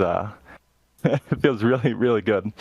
Absolutely. Well, now that we're getting ready to go into the off season pretty much for you, what are you going to be doing as you get ready to possibly get the chance to race in the 2025 eNASCAR Coca-Cola iRacing Series? I'll be taking a little break. This last month has been a lot of late nights. My work schedule's pretty dumb, and trying to find time to test back-to-back weeks drains you a little bit. So couple weeks off, and then start figuring out the next gen, the Cup car for hopefully the Coke Series next year. Absolutely. Well, congratulations, Eddie Kerner, your winner and one of the top 30 drivers moving on into the draft in the eNASCAR Coca-Cola iRacing. Thank you. And now Ryan Vargas has caught up with Dylan Alt, coming home in second place. Dylan Alt, you were up front pretty much all night. I think the lowest I saw you tonight was what, 4th maybe? I mean, you were up front the entire race. Tell us about your night tonight. What else did you need to kind of get the job done here? I hit my queue lap pretty good. I think we had a very good queue setup. Just had nothing, absolutely nothing for Eddie. I know we were struggling a lot through 3 and 4. I feel like our car was just a little too low to the ground. So there's a massive bump in the middle of 3 and 4. So we just kept slamming that. Just had nothing for Eddie. I know once we slammed that, because I would have to crank a bunch of wheel before the corner, or before the bump actually, and I would just slide right rear. So yeah, I just got to thank Sunoco Racing, Nexus Esports, Andrew Navarro for making a heater of a race set and a Q set. I know Connor Kresick helped a lot. John Hall helped a lot. Got a shout out to Kwame also making it in the top 30. And Connor actually for helping, since it was like an entire NFR train and it was just me and Connor. He was racing the NFR guys really hard. And so that allowed me to kind of run away and just follow Eddie. But yeah, it was a good race. Absolutely, and I'll lead you off with this question. Obviously, you're well into the top 30. That was no question going into the night. You're going into this offseason well in the, I guess you could say, free agency. How does that feel, kind of knowing that you were able to put together a solid season that's going to look good on that resume when these teams come looking for drivers? I know earlier in the year I talked to Ryan saying that I just want to put my name out there, and I feel like I did that since every single race besides making that huge mistake at Homestead and not having really a good race set at Richmond. I think I finished basically top 5 to top 10 every race. So yeah, I feel like I did that, and it was a good season. I love this car, though. Just got to figure out the pace in the Cup car. I know last year we struggled on pace and just couldn't find that speed in the setup. So we definitely have help this year, too. So, yeah. Absolutely. Well, thank you again for taking the time to chat with us tonight. Dylan, I'll putting on one heck of a show this season here in the Contender Series. Thank you, guys. So here now with third place finisher Blaze Crawford. Blaze, one of your best performances of here in the Contender Series. I got to ask, how's the feeling going into the end of the year and looking pretty comfortable with a chance of being drafted in the free agency period? Oh, dude. Coming out with a top 3 in the last race and doing this for several years and this being my best finish by far, for sure. Best performance. I feel super confident. I needed something like that, you know. A couple years of just tough runs and just hard knocks and getting reality checked that, man, these guys at the top, they're no joke. And it's difficult, but putting it all together this year, having 6 out of 7 finishes in the top 20, 2 top 10s, third place to end the year, feels amazing. And I hope some teams are watching tonight because that's exactly what we're going to do every race next year when we get drafted into the Coke Series for sure. Absolutely. And now we kind of talked a little bit with Eddie about it. You know, are we going to see you really just putting your nose down on the grinder to just get ready? Or are we going to see a little bit of a break for you? Or what is going to be the offseason looking like for you, Blaze? Yeah, I think with this format and the top 30 making it and 10 people not being guaranteed a spot, instead of taking a break, I think this is my opportunity to go show myself, prove who I am, you know. I don't think a lot of people have known my name until maybe this year and maybe tonight even. Getting some recognition on the broadcast and stuff and getting to show who I am. I think these next couple months will be probably a good bit of racing, but like content creation, just reaching out, just showing who I am and showing like what I'm made of and showing that I can go out there and win a championship next year, no doubt. Absolutely. Well, we wish you the best of luck. Blaze Crawford coming home in third position. Thank you guys for also streaming this. Really appreciate it. Let my family be able to watch these races and everything is it's awesome. Got family all over the country that are able to tune in. My grandparents, my mom and dad watching, my girlfriend watching out there. Truly incredible and really appreciate the platform you guys give us out here. That was our third place finisher, Blaze Crawford. Now, we are going to talk to this man, Kwame Scott. Kwame, first of all, has your heart rate gone down? It was 5 thousandths of a second that made the difference between the cut line of 30th and 31st in the points. It has a little bit, but that whole time, you know, just running down, going through the field like that, it was racing. I mean, I try to, you know, keep it cool, keep it calm, but, you know, in situations like these, I mean, it was the same thing last year for me. And situations like these, you know, it's just, you can't control it. But I guess we got it to a stable enough point to to do that. So. Kwame, this is Ryan Vargas. Earlier this week, I think it was yesterday, you put on your Instagram with a post, and the caption started with, "This is do or die."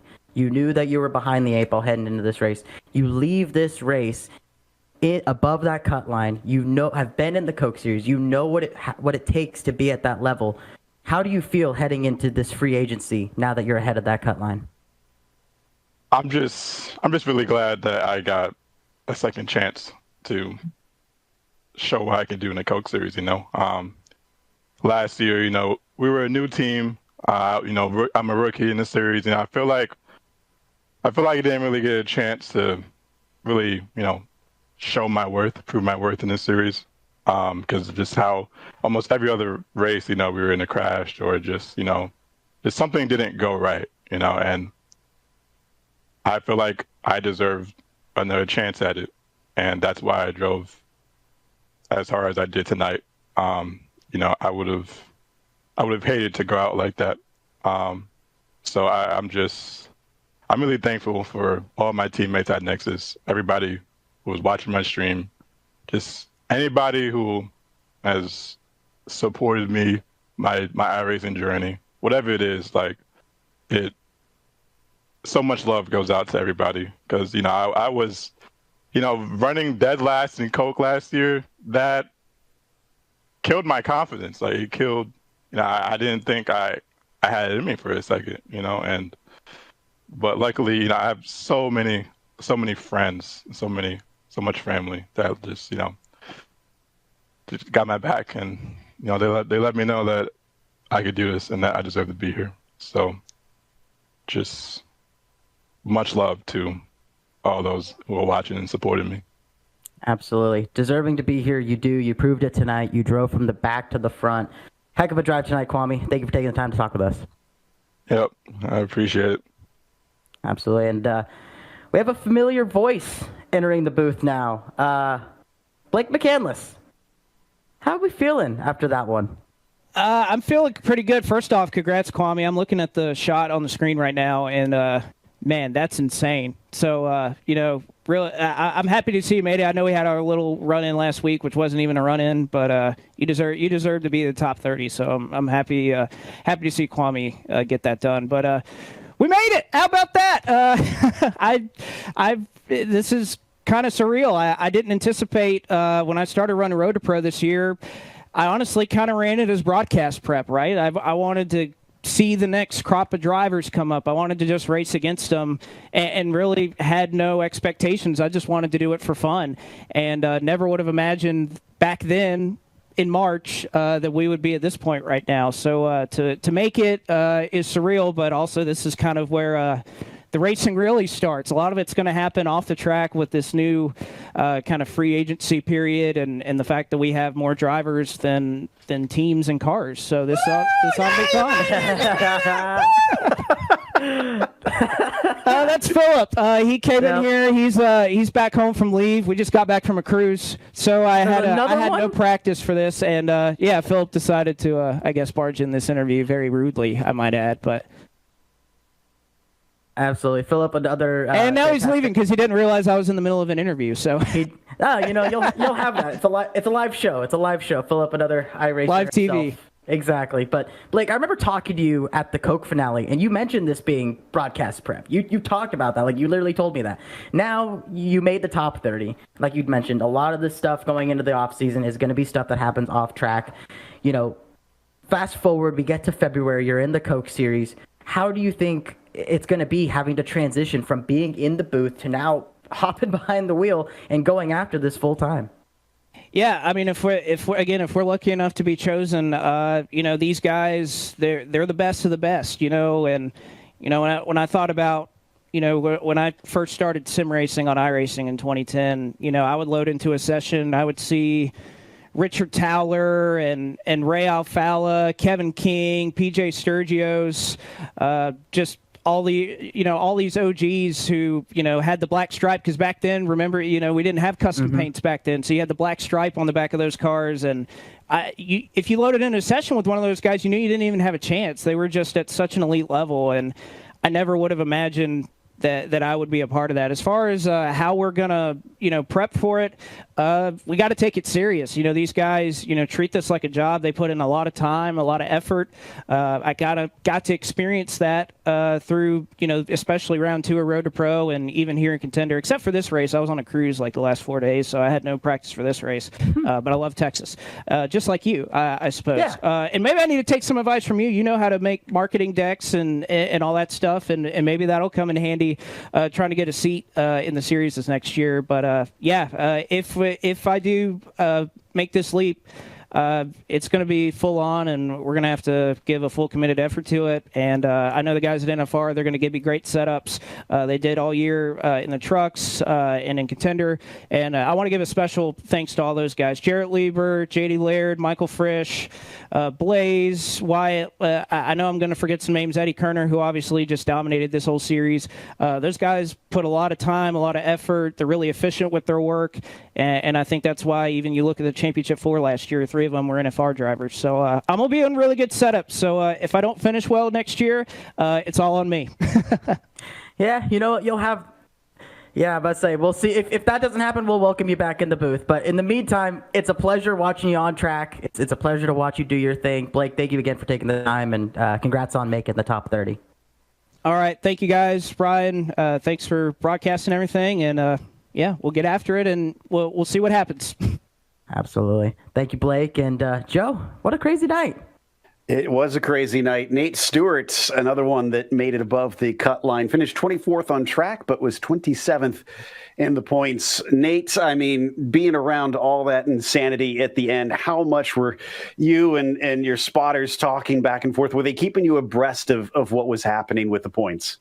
Yeah, I kind of had to yell at them to give me points updates because, oh man, the pressure of that last run was just insane. I was just a little too loose that entire last run, and then just getting trapped right there around the guys I'm racing 4 points was, oh man, that was something. A big thank you to Dylan Duvall in Houston for keeping me updated, and G. Allen Lewis for spotting me. They helped out a lot in that last scenario. Thankfully, I had enough tire to hang on to 24th. And yeah, our Semper Market Toyota was really good. Unfortunately, I would have liked to, try to cap off with like a top 15 or so. But I mean, regardless, I made it into free agency, into the top 30. And I mean, that's the thing that matters the most. So just really happy and thankful to be in this position. I can only imagine the relief that is now on those shoulders, but congratulations on making it through, and best of luck in the offseason. Yeah, thank you guys.